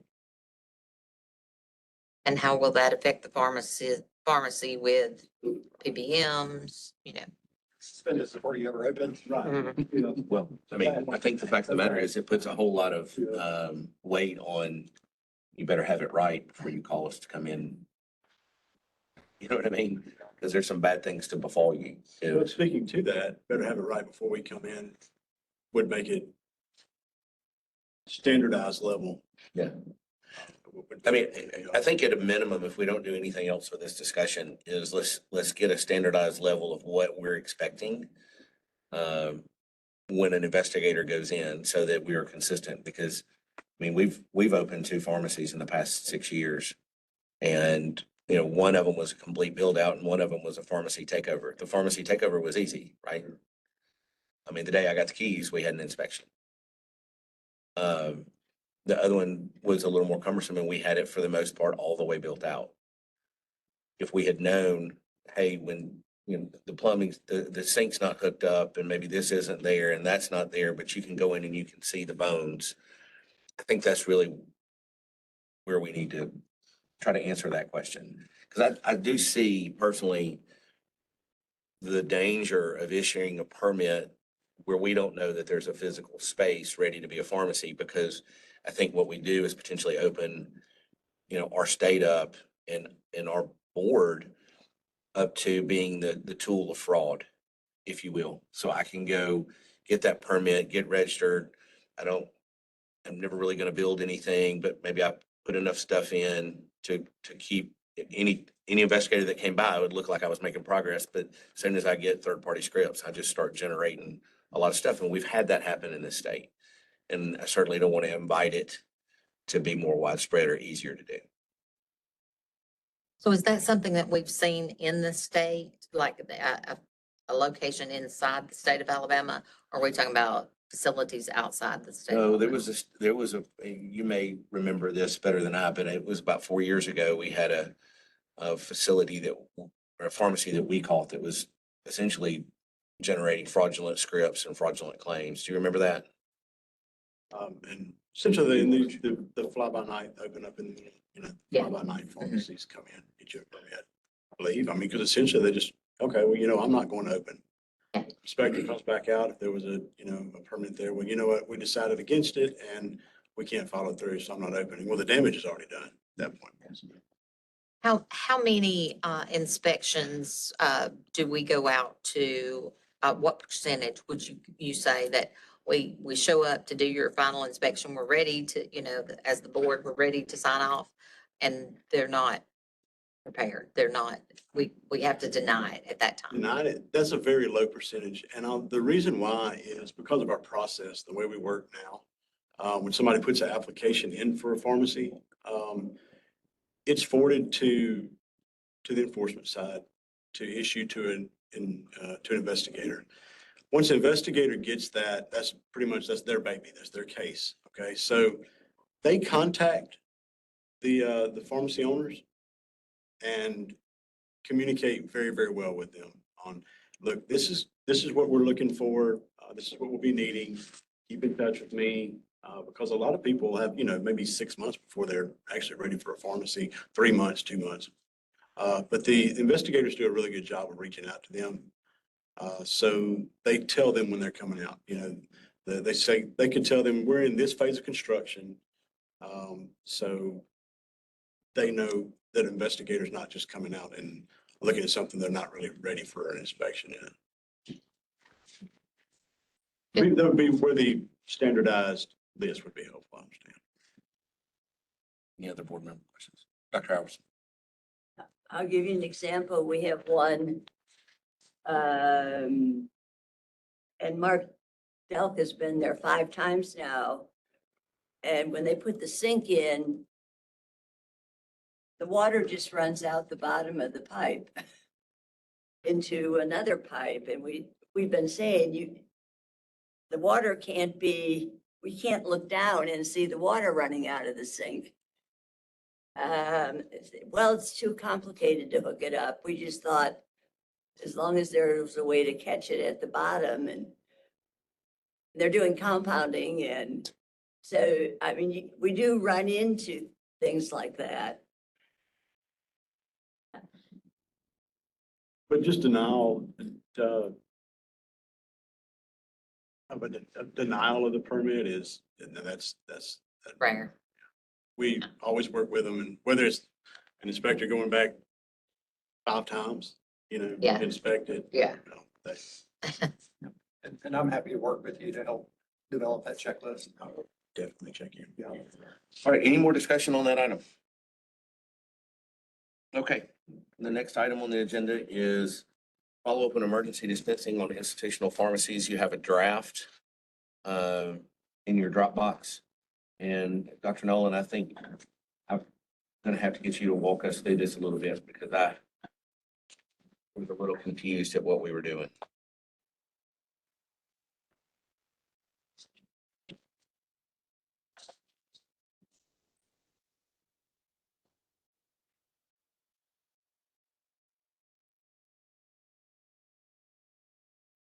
So based on the last meeting, what we had heard, different provisions that you guys wanted to see.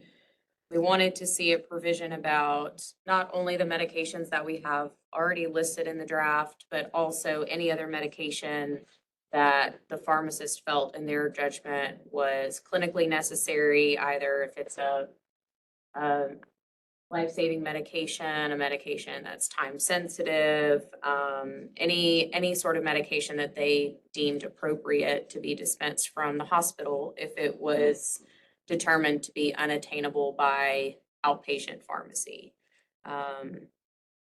So the first, if you go down to within that rule draft, subsection 6 is the entire emergency dispensing section. So if you go down into subsection 6A, we kept that initial text that you guys had asked to keep. And then B says, when a licensed pharmacist in the exercise of professional judgment determines that emergency dispensing is necessary to prevent an interruption of medically necessary therapy, because the medication cannot be reasonably obtained through normal outpatient pharmacy services within the time frame required, an institutional facility may dispense at the time of discharge or within 2 calendar days following discharge. That was also a provision that I believe Dr. Mitchell had wanted to include 2 calendar days, that they can dispense up to a 4-day supply of the following medications.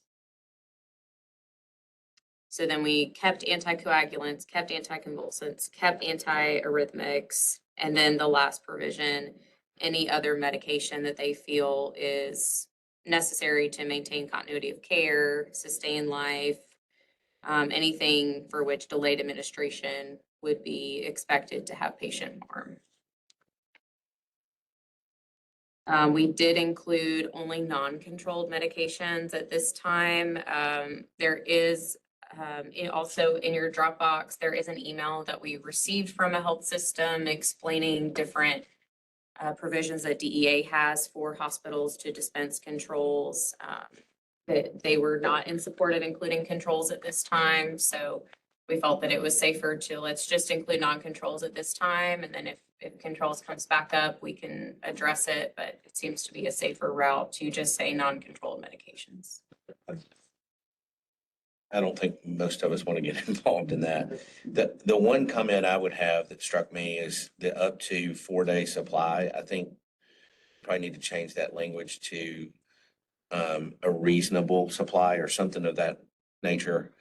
Because when you talk about bulk medications, we're really talking about like inhalers or creams or ointments. And if I give you an inhaler, that's going to be more than a 4-day supply.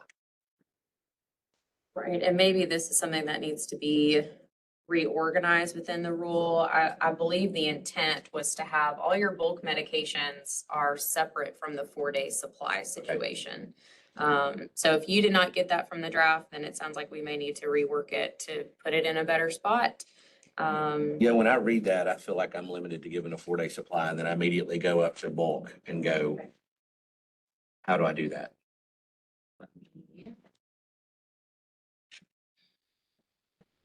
We can certainly rearrange wherever to make it clear that, and again, tell me if that's not the direction that the board wants to go, but it sounds like for bulk meds, it doesn't matter about the 4-day supply. You want to be able just to give that. They don't have to, that does not have to be unattainable from a pharmacy. Again, that's a completely different situation. Right.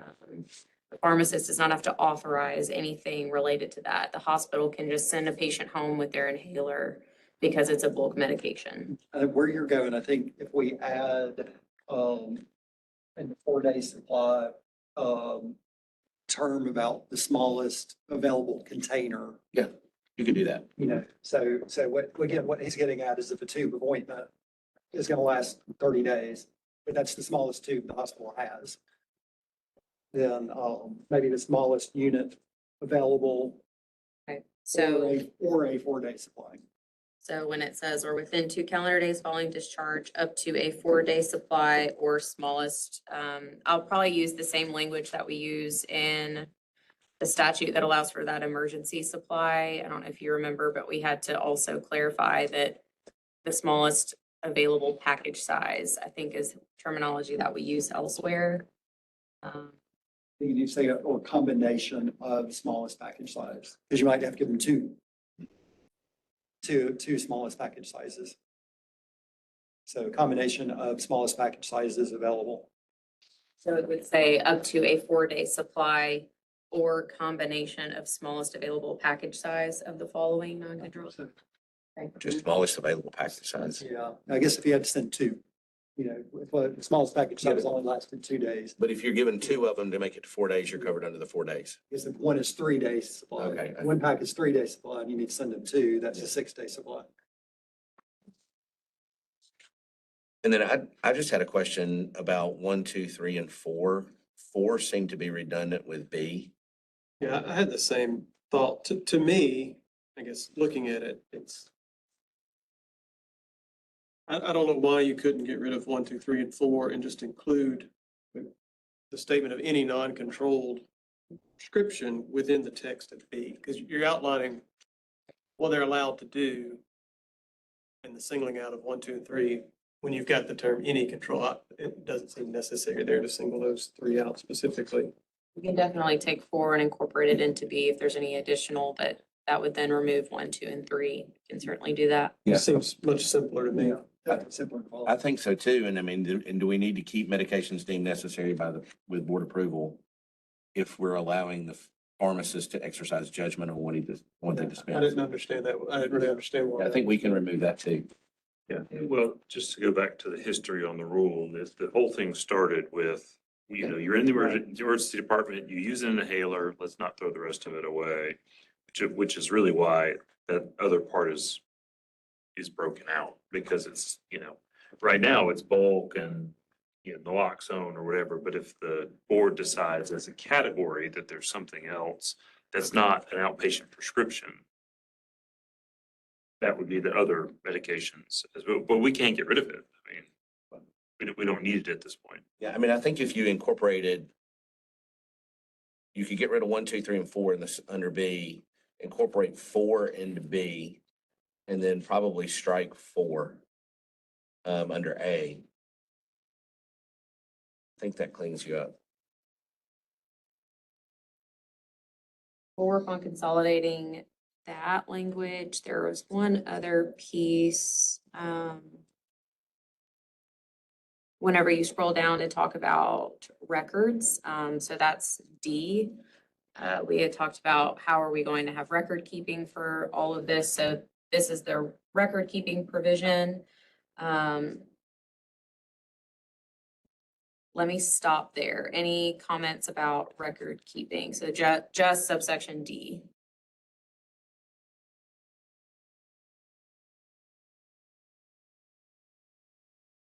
Do we require record keeping for the leftover inhaler? Like, are we saying the leftover inhaler has to be labeled with all of that? Same requirements as if we were sending 2 days? Like, I don't know what currently happens in institutional practice. We said it had to be labeled for the patient, yes. So in the emergency room, if they use an albuterol inhaler, then they have to label They it. put a patient label on it, yeah. Gotcha. One note, and I believe Mr. Lena brought it up about having some health systems may not have a dispensing pharmacist available. And so we had talked about changing, this would affect D5, the name of the dispensing pharmacist, to just say the name of the authorizing pharmacist in some situations. So I think on your end, it says dispensing pharmacist, but on my end through LSA, I have it as authorizing pharmacist, unless there's any objections to that. I'd say authorizing is better. Any other comments for record keeping? Subsection E was trying to address Ms. Giles's comment about, let's say it's some sort of antibiotic and it was a 10-day supply, but then they got 4 days in the hospital. How does the pharmacy outpatient then realize, do they need to dispense 6? If the prescription is not changing, then that outpatient pharmacy would then fill the full 10. So this section says when emergency dispensing is provided, the quantity dispensed shall be documented in the patient's medical record and on the outpatient prescription to reflect the quantity furnished by the institutional facility. Any quantity dispensed shall be applied toward the total quantity authorized by the prescriber's order. So it just saying that if the discharge order comes through and it's for 10 tablets, but then the hospital ends up giving the patient 4, they need to change that on the outpatient prescription to say 6. So the pharmacist on the outpatient side knows they can only dispense 6. Well, a lot of that's gonna be through e-scribe, so that'll be back on the physician to make that change. I think we need an if in there. Oh, because, you know, if it's diabetes medicine where they're giving them 3 days supply to get them home with their diabetes medicine. They don't want to decrease their first dispense at the retail pharmacy to 27 because it's a maintenance medication. So I don't want to put a burden on the discharging provider, dispensing provider on every single prescription for them to have to notate what was given as emergency supply. So I think it needs to think in this section, it needs to say if the quantity provided by the institution decreases the outpatient need, then they shall write a prescription for the appropriate amount or document blah, blah, blah, blah, blah. Dr. Mitchell, I agree with where you're going. I think we're gonna have to think about the wording of that one for a Yeah. little while. That's gonna be tough. Yeah. Yeah, I'm stumped on this one because it being on the hospital side, it seems to apply to very few drugs, but I guess antibiotics is one you can think of pretty easily. And most of the time, if we do anything like that, the outpatient prescription is going to indicate what's already been given. Like, I think that seems to happen already. For the hospitals writing policies and procedures based on this, I don't want to put a huge burden on, we have to document this every time, even if it doesn't affect what the outpatient pharmacy needs to dispense.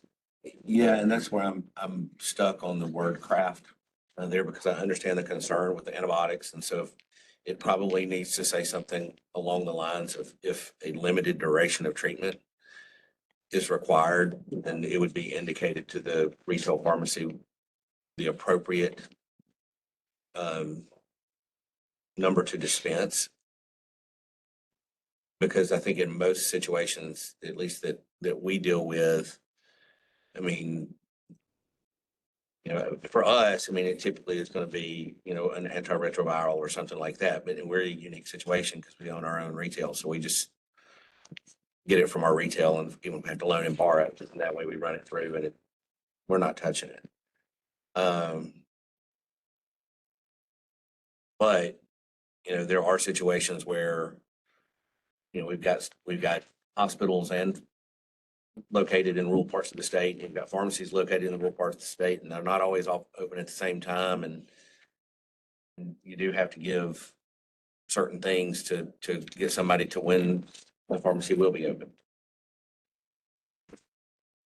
So I What you just said after that first comma. Yeah. When emergency dispensing is provided, pursuant to this subsection, if a limited duration of therapy was ordered, comma. And then that makes Yeah. it. So if we could work on that word craft. Something that I think we want to be very, very careful with is prescribing is exclusively the domain of the physician. Yes. And if we're exceeding the face value of whatever the physician's order is, then we're by rule granting prescriptive authority to the authorizing pharmacist inadvertently. And that was the intent behind some of that, is to indicate that the prescriber drives the day supply on the prescription and we're dispensing within those limits and not exceeding it.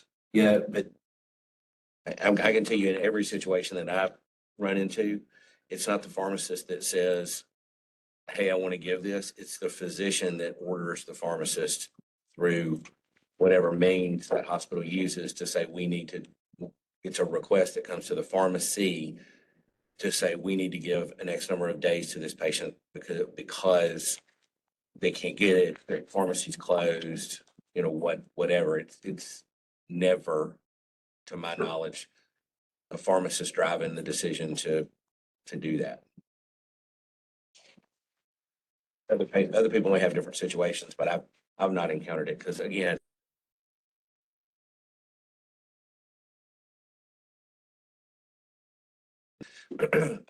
if we went back and told our staffs that, hey, we're gonna get in a wholesale dispensing on discharge, we would have quite the revolt. I'm just anticipating questions that we'll receive once this rule would go into effect. How would you define a limited duration of therapy? Limited, how I would define it, limited, you're talking about, for like the antibiotics. How many days are we talking? Are we talking 10 days? Is that limited? Is 14 a limited duration? Less than 30? Defined instead of limited. So it's defined. I want them taking this for 10 days. I want them taking this for 8 days. I want them taking this for 14 days. As opposed to I'm putting this patient on this. Right, treatment. Right. It's a non-maintenance medicament. Yeah. I want this antibiotic for 10 days. I want this for, but if it even could be an anticoagulant. I mean, I want them on enoxaparin for 10 days. Well, the fact of the matter is, there's a good chance I'm gonna have to give them all 10 days worth. Not something most people usually care.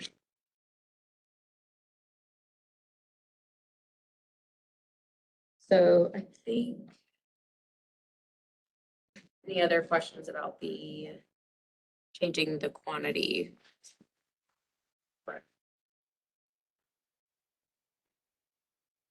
So just to recap, sounds like in the first section, we will consolidate subsection B and number 4 into one paragraph so that that's clear. And then remove 1, 2, and 3 underneath B where it is. And then also under A, removing number 4, any medication with board approval. And second piece for the record keeping, just a reminder that will then say authorizing pharmacist, not dispensing pharmacist. And then rework the language of E to give some sort of parameters around it being a finite course of therapy. Anything else that I missed on that? Any other comments? Okay. Thank you. All right, we'll move on now. I think Mr. Brooklier is excited to talk about our FY27 budget. Well, I don't know, excited is the exact adjective I would use, but it was very good. I'm gonna try to be brief, but full disclosure and informative, so it may take a minute. My notes are scattered, so bear with me. I was partying last night with Ross on the road, and they're all out there. So those who were at the meeting, please help me. If I miss anything on this. I want to thank the staff. Okay, that meeting went very smooth because of the staff and Millicent from Driscoll's. They had everything in front of us. Every question we asked, they answered or had the information right there. So it made things go fast. Something that I thought was going to be more like a 2-day process was about a 3-hour nice session. Rough draft will be posted on our website by the middle of next week, and the board will be sent copies to look over it. I want to caution anybody who looks at the budget, before you look at it, please read the informative statements and stuff that we received before we looked at it and started getting into it. Some of the things to look for. One, it's a 2-year cycle. It's only a 1-year budget, but basically it's a 2-year cycle. This coming up year budget, the 28 year is going to be a positive year for us.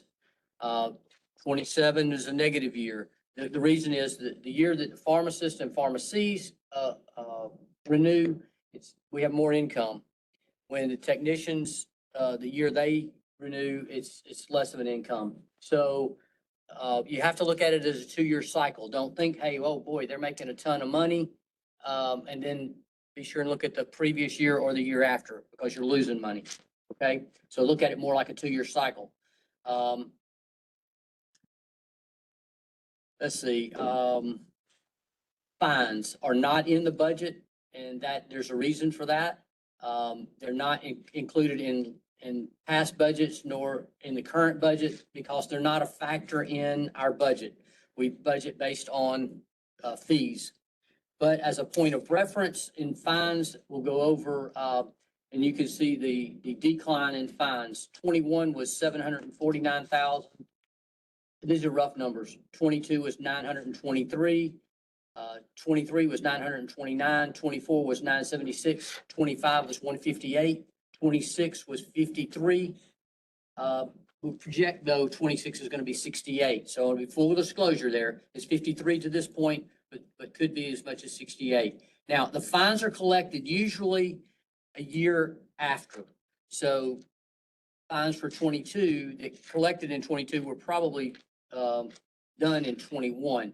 So if you're following that, but you can see there's a sharp decline in the amount of fines that we collected over the years. A sharp decline. There probably will be an increase this year because there are a number of cases that we could not see previously, but we will be able to see now. So there may be a jump, but you see the pattern though, from just taking 25 to the high of 23, from 923,000 to 158,000. Huge difference. Now you will see in the late fees are in the budget. One, they're not a fine, and it's not a board action taken for that, and there's consistency in that number, and you can see that in the pattern if you look over all of the budgets. As Dr. Jeb mentioned, his company's going to be late. They always are. They pay the late fine. That's it. But that doesn't take a board action, so it can and is in the budget. Expenditures. Without going into details about each one, you're going to look at the one that's going to be on the website next week. Was very heartening, not disheartening, but heartening to us to see that expenditures over the last 5-year period went from roughly 5.2 million to 4.9 million. Now, in other words, it decreased. And we're not talking percentages, we're talking real numbers. And if you think about this, over a 5-year period, we've had mandated pay raises by the state, which are normal. You've got normal inflation rate. You've got increased expenses by going through procurement. We've documented those ad nauseum over the last 6 months or so. Going through procurement, it's a whole lot more expensive on just normal purchases, from pens to paper to whatever. We've got improvements in the website. It's more user-friendly, easier to navigate, all of that. A separate department to answer questions without fear of retribution. All these things have been done. But yet the expenses have gone down, and they will. Part of the reason is staffing is at a negative 4.5 of full-time employees since 22. In other words, we have 4.5 less staff members now than we had back in 22. Another big ticket item to look at is our cars. We've had none since 2022. We'll buy 2 in 26. We'll plan to buy 2 more in 27, and probably we'll buy 2 each year after that. We get to, and that's kind of the cycle of them with the number of miles being put on the cars. It should be done about 2 every year to keep them up. Computers, new computers were purchased in 2020 when COVID came, so laptops and so forth. Those are getting old and need to be replaced. So some laptops will be replaced and updated this coming year. You'll see that in the budget. Now, last but not least, this is kind of our timeline. You're going to see the budget, let's say by next week. As a budget committee, we're going to pray over it the next few days and get with the staff as to any other changes that we see there. If there are enough of them, then we may have to have a meeting. If it's just 1 or 2 little things that we all agree on, then we'll make those changes and get those out. If we do meet, it'll be by the end of July or the 1st of August. So our next meeting in August, there'll be a review, a discussion and edits. In September, review, discussion, edits, and then we vote on it. So this is kind of, as Aaron had, gave us a little tickler on the, giving it to us up front in advance, this is your advance notice before we have to really get it. And typically, the process is you get it the month before and you vote on it the next one, and it's a lot of information to do. This year, you're getting 3, so getting a little bit ahead of time. Now, anybody that was there, and I appreciate particularly the new board members being there, I think, able to see a few things, there's in much more detail. Did I leave anything out? No, you did a very good job. Thank you. I'll pay you later, Brandon. I'll just say, when you're commenting, we flipped the odd years will be the high. I'll say it backwards. I knew I would. Okay. A couple comments. Number one, I'm not corporate. That was a hypothetical. Oh. I'm independent. I pay mine on time every year. Well, I thought you were saying So that seriously. That was a hypothetical. Okay, sorry. Okay. Yeah. Have we ever created like a consolidated 2-year budget? Just like, not that's filed or not that's filed, or it could be published, but just to show those 2 years as one cycle for transparency instead of a negative 150 and a positive 150. You can see it on the on the projected budgets and so forth. You can see, 20, I think it's 22, 23, 24, 25, 26, 27, 28. Yeah. So you can see that, but you'd have to add the numbers together. I haven't seen one with the two So added together. seems like that'd be real simple, like because I can do custom date ranges in my accounting software where I can start 1/1 of 2000 to 12/31 of 2021 so that I can see the two together. Because we have similar issues, but I think that would be possibly, even if it's an abbreviated P&L versus every line item, just to show income and expenses that over that 2-year period, or is budget neutral or whatever it is. Well, it is an Excel spreadsheet, so if you can export it into where you can edit it, it'd be easy to do. For you, it'd be easy to do. Since I don't have a corporate person, I have to ask. And then, it's, everything sounds great. It's great to hear that expenses are down. And I love that we don't budget for disciplinary money collected. I guess the part that jumps out to me is we've cut expenses, but we just dramatically increased all the licensee fees in .23. Doubled many, increased everything. And part of our argument for increasing all those was increased expenses and increased salaries and everything else. So it sounds counterproductive that we've dropped expenses, but we've raised our fees by over $1 million per licensee cycle. How do we explain to But we didn't, licensees how we're using that? because we haven't had a full year with the full board and travel. None of the new board people have made much of the travel and those sort of things. So all of that is down, and that's probably a false narrative in 26. And also, again, you're paying 9 and not 5. So, So that'll flush that's out. it. And then it's not going to go down anymore because your staff is still, although it's at a negative 4.5, it's not going down to 5.5. It's going to stay at least at that. If not, you're hiring somebody, and so that's going to go up. Also, without, just as a general statement here, what Mr. Brooklier talked about, we've got 2 cars coming in. It's 22 since we've got other cars, and we've got a fleet that needs some attention as well, but that we've not been doing some of those things because of budget. And that goes back for years where we've not done what we need to do from a standpoint of getting on a schedule where we get to a certain mileage or a certain break point and we move stuff out. We're running them way past what the recommendations are from the state. And so, at some point in time, you've got to pay the piper. And unfortunately, if you don't do those things on a continual basis, then you're going to have to do them all at once. And so there's a lot of other things in there that we've not done this year. Again, not had the full board, not for the whole year. I mean, there's just other things that are tracking. And keep in mind, I mean, we're talking about a budget cycle really for the first full quarter, there were only 5. Right. And so we don't know what the nine-member board's gonna look like from a budgetary standpoint just yet.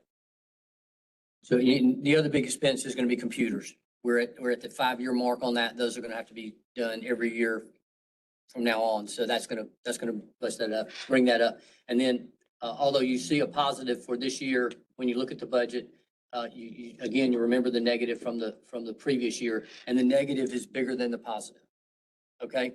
So if you need to justify the rate, the fee increases, if you just look at that bottom line, well, you need to look at all of it. You look at the bottom lines for 2 years, and then the huge expenses there, and the decrease in staff.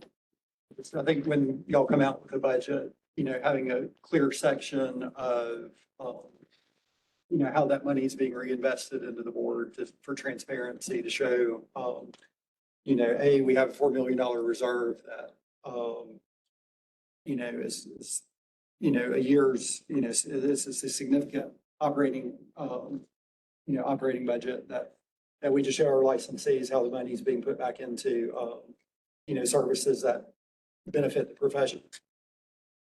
At some point before we do anything with the reserve, and we've had some really good ideas to do stuff with the reserve, we've got to stabilize the budget. And it's not yet. It's close, but it's not yet. But the reserve is going down every month, if not every year. So until that stabilizes, and hopefully that will stabilize with the fee increases, then we can do some of those good projects that we want to do. And we are drawing on that reserve monthly. I think we have been since I was treasurer. We've been drawing on that reserve, and just for everyone's information, that reserve sounds like a large amount, and there is a large amount there, but that was from, I think one of maybe Susan's cases. It was a manufacturer, or a couple of cases. It was manufacturers or distributors. Isn't that right? Where the big money fines were assessed. Help, but when I arrived here in 14, Mhm. we had $5 million in the bank. So, but we've, slowly that is dwindling. So, as Johnny was saying, we do need to increase our fees because you not always going to have a reserve. That reserve will dwindle. And All right, any more discussion on budget? I want to thank Mr. Brooklier and the team and the committee that got together and spent time, and the staff that worked with them to get us to a point where hopefully we'll have a budget to approve next month, and being fiscally responsible over the past year. So appreciate that. And if anybody has any questions, once you go home and you get a chance to digest it, my number's in the book. All right, the next item is a discuss board travel request. I think Multagon and NABP District 3 are the 2 items really that are up for discussion. So let's start with NABP District 3. Who plans on attending that? I plan to attend District 3 only, not more. District 3.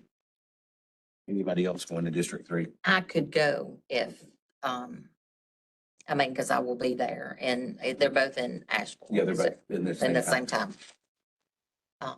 And I figure as incoming president, I probably need to I would strongly encourage it. to be there. Although I don't want to go. I will go. All right, so we have 3 members that are discussing, or they're planning on going to District 3. That would be Dr. Hicks, Dr. Penner, and Ms. Giles. Anybody else? Okay, do I hear a motion to approve travel to NABP District 3 for those 3 board members? So moved. A motion, do I have a second? Second. I got a motion, a second. How do we vote? Aye. Aye. Aye. All right, the next item I think is Multigon, which is we're just following that. So I think I already heard that Dr. Hicks and Ms. Giles are planning on attending that, and I plan on attending Multigon as well. Anybody else planning on attending Multigon? I am. And if we got too many, I'll go. I mean, okay. Okay, all right, so that would be Ms. Booker, Mr. Giles, Ms. Giles, Mr. Brooklier, myself, and Dr. Hicks. Then I'm going. Okay, and that would be for approved travel for Multigon. I hear a motion to approve. So moved. I have a motion. Do I have a second? Second. I have a motion and a second. How do we vote? Aye. Aye. Aye. Aye. And I vote yes. All right. That brings us to the last item that we have today, which is CRCs. Those are in your Dropbox. Sorry, I think there's value in staff going to any of those meetings. We always welcome staff to go. Pardon? We've always welcomed staff to go. Yes, always. Yeah, I mean, I'm just wondering how, I'm not sure within the office we understand about that. I think that approval would come from Secretary Lennon for staff. And if while, and in the budget hearing, we had a long, very detailed discussion about travel and our vision of that and some staff going to some of these, it's important. It's important for informational purposes for that. And it's important for board members, particularly going to the state events, but also Multigon and NABP for some. We certainly budgeted for staff to attend.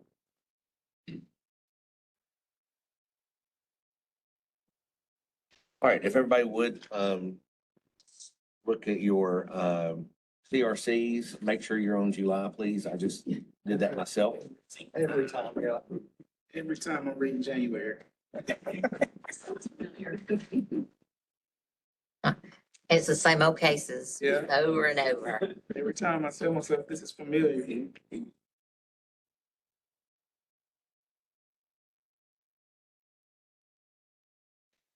I'll give everybody a minute or two to read and then we'll have discussion.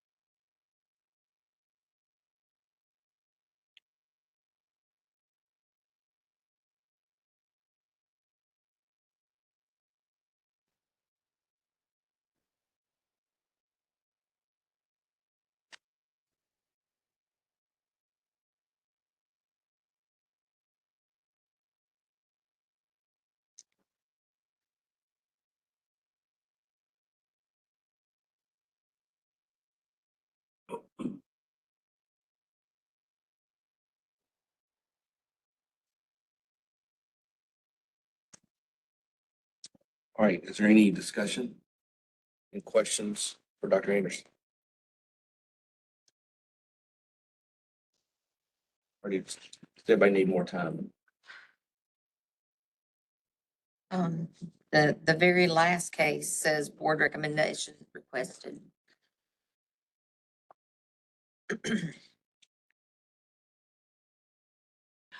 Was this a patient complaint? For the, Rizzi. The 131. yes. Yes, it was. It was a patient complaint. I think the reason we asked, I wanted to make the board aware. We've seen from this particular pharmacy a number of complaints. To be exact, since January of 25, been 14 complaints on the pharmacy. Out of state mail order? So the complaints are similar to this and even not, don't even arise to this. And a lot of things are the pharmacist was rude. The delay in receiving medications is the biggest one. Not getting meds on time. Those type of things. But we just wanted to, or things with the PA involved, those types of things that are, not really in our purview. But just wanted to make the board aware that this particular pharmacy receives a lot of complaints. Do we know if they told her she owed 7,800 after she received the medicine or before she received medicine? It sounded like it was afterwards, Yeah. that she received the invoice after she'd already received the Yeah. medication. So that I have a huge problem with. And I know this is a specialty facility, so they do a lot of these more difficult prescriptions that you don't see at a local setting.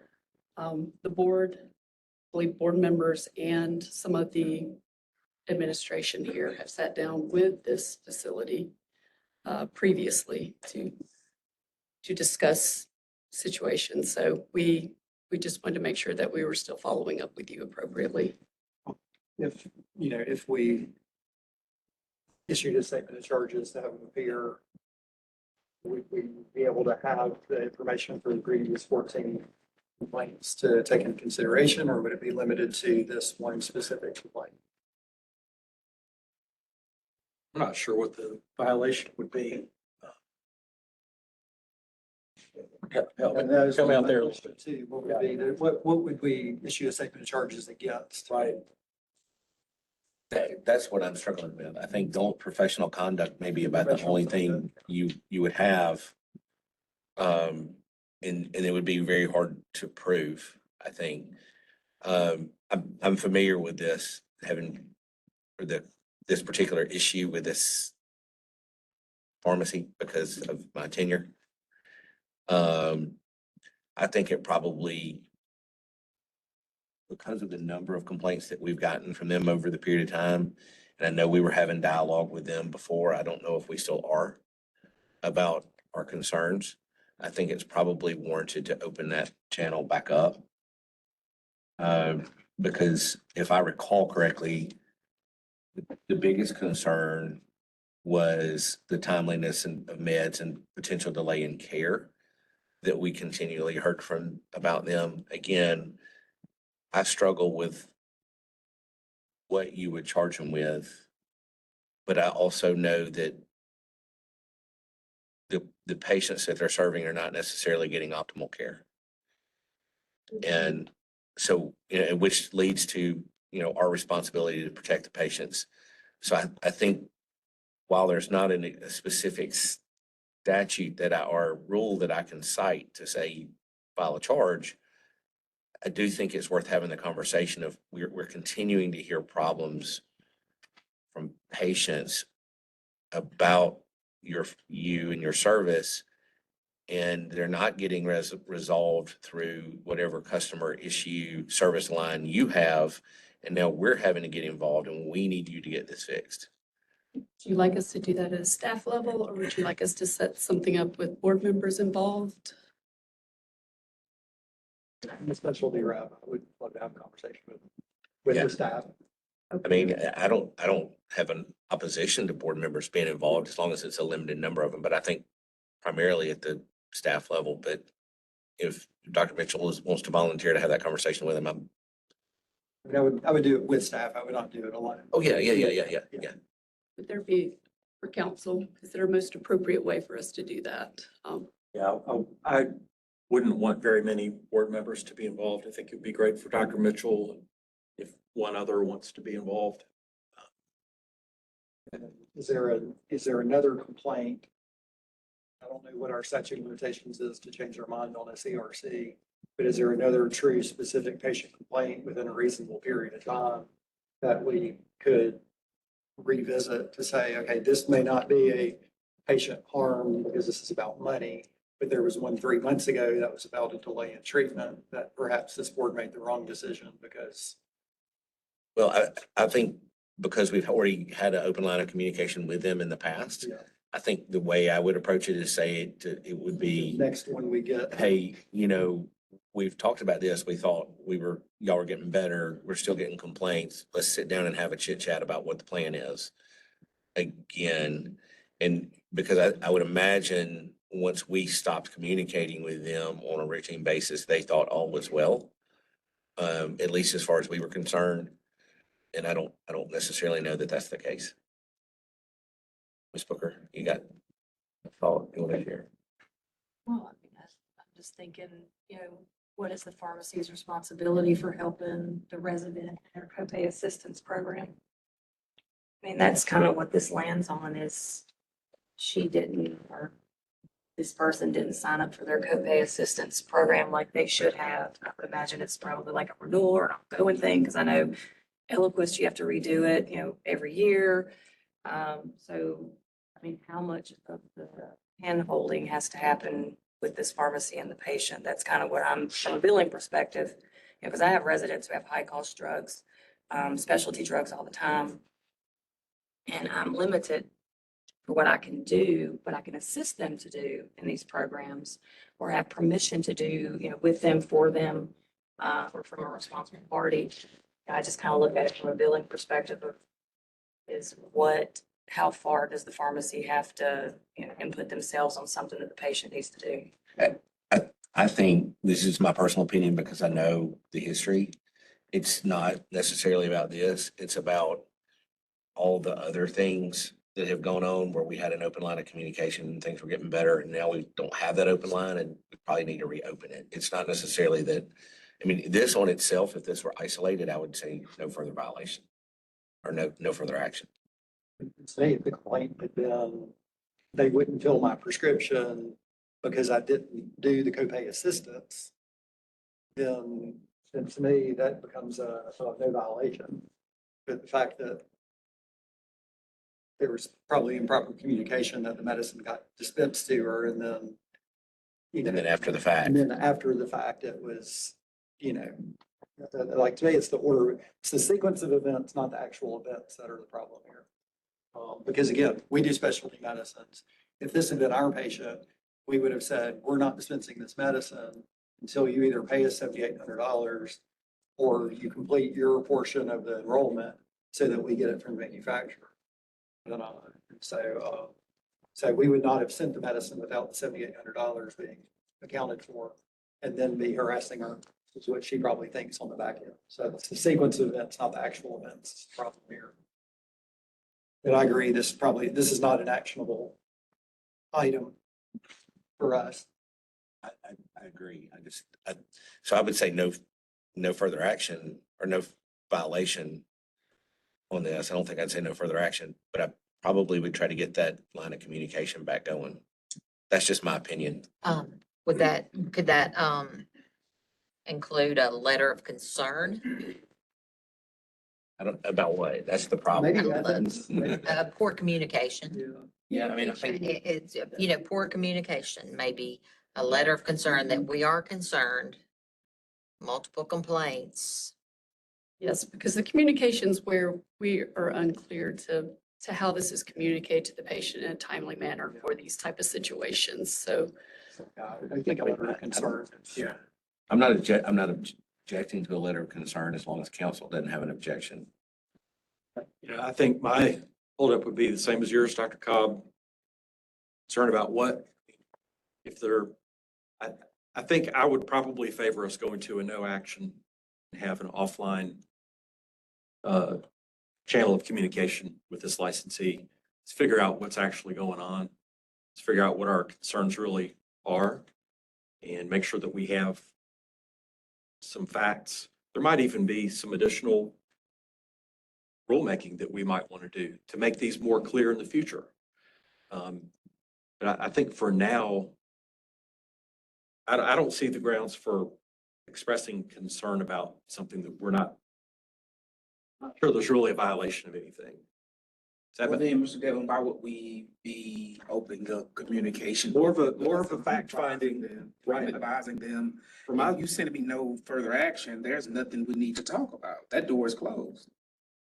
from my standpoint, it is as much about fact finding on our side to find out what's actually happening here, to see if we, Actually, I have an idea.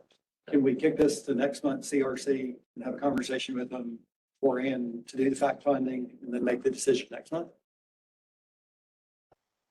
About that. I mean, And to support what he's saying, no further action. I'm not going to talk to you, but hey, the board requested a phone meeting to gather more facts before they make a decision. Yeah, well, that's why I was, instead of no further action, no violation. Yeah. So I'm not finding a violation here, doesn't mean I'm not gonna have a conversation. Gotcha. If you say no further action, then I think you have to leave alone. Gotcha. so you're proposing a meeting prior to next month's CRC and I'll a defer, virtual. I'll defer to Tommy on the right. As long as council doesn't have a problem with that, I'm fine.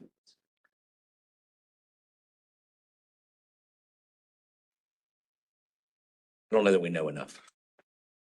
I have Dr. Mitchell and counsel for this situation. Is there anybody else that we need to include or that you think we should leave Secretary out? Lennon. Secretary Lennon. Well, and I think since we're fact finding, would it be more appropriate to have Scott, myself, and Dr. Mitchell, or Chief Investigator Shaw, rather than maybe I don't have to go be part of to it. the disciplinary? We'll let y'all figure that out. We'll reach out as far as some prospective dates. And I had a question on case 99, which is road 20.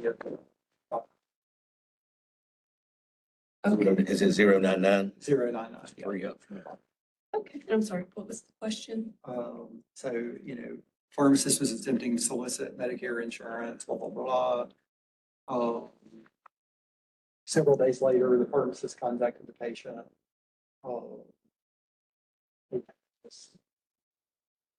Trying to sell insurance. It sounds like the pharmacist was trying to sell insurance services to this person. Yes, outside of the scope. And we wanted to include the owner of the pharmacy, not as a warning letter to the owner, but to make the owner aware of what's taking place within the pharmacy. So he may have no idea that this is happening. Gotcha.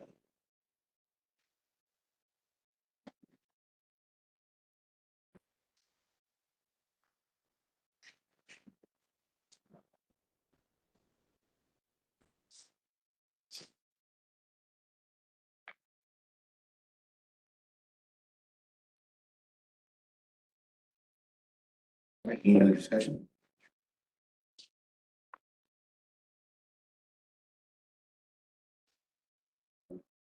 Made any changes? No changes. No change. All right.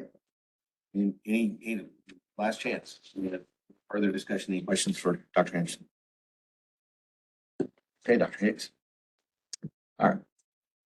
In case 260118, 260122, 260136, recommended action is no violation. Second. Got a motion and a second. How do we vote? Aye. Aye. Aye. Aye. And I vote aye. In case 240147, 250106, 260105, 260117, 260142, recommended action, no further action. Second. All right, got a motion and a second. How do we vote? Oh, aye. Aye. Aye. Aye. And I vote aye. In case 260103, recommended action, letter of concern. Second. Got a motion and a second. How do we vote? Aye. Aye. Aye. Aye. And I vote aye. Case 260095, 260119, 260128, recommended action, letter of concern and corrective action. Second. Got a motion and a second. How do we vote? Aye. Aye. Aye. Aye. And I vote aye. In case 260099, recommended action, warning letter. Second. Abstain. I've got a motion and a second. How do we vote? Aye. Abstain. Aye. Aye. Aye. And I vote aye. Who was the second on that one? Johnny. Okay, thank you. In case 260121, recommended action is to accept voluntary surrender. Second. Got a motion and a second. How do we vote? Aye. Aye. Aye. And I vote aye. That's all the cases before us today. Do we have any additional business before the board today? Not hearing any, we're adjourned. Thank you all for your attendance.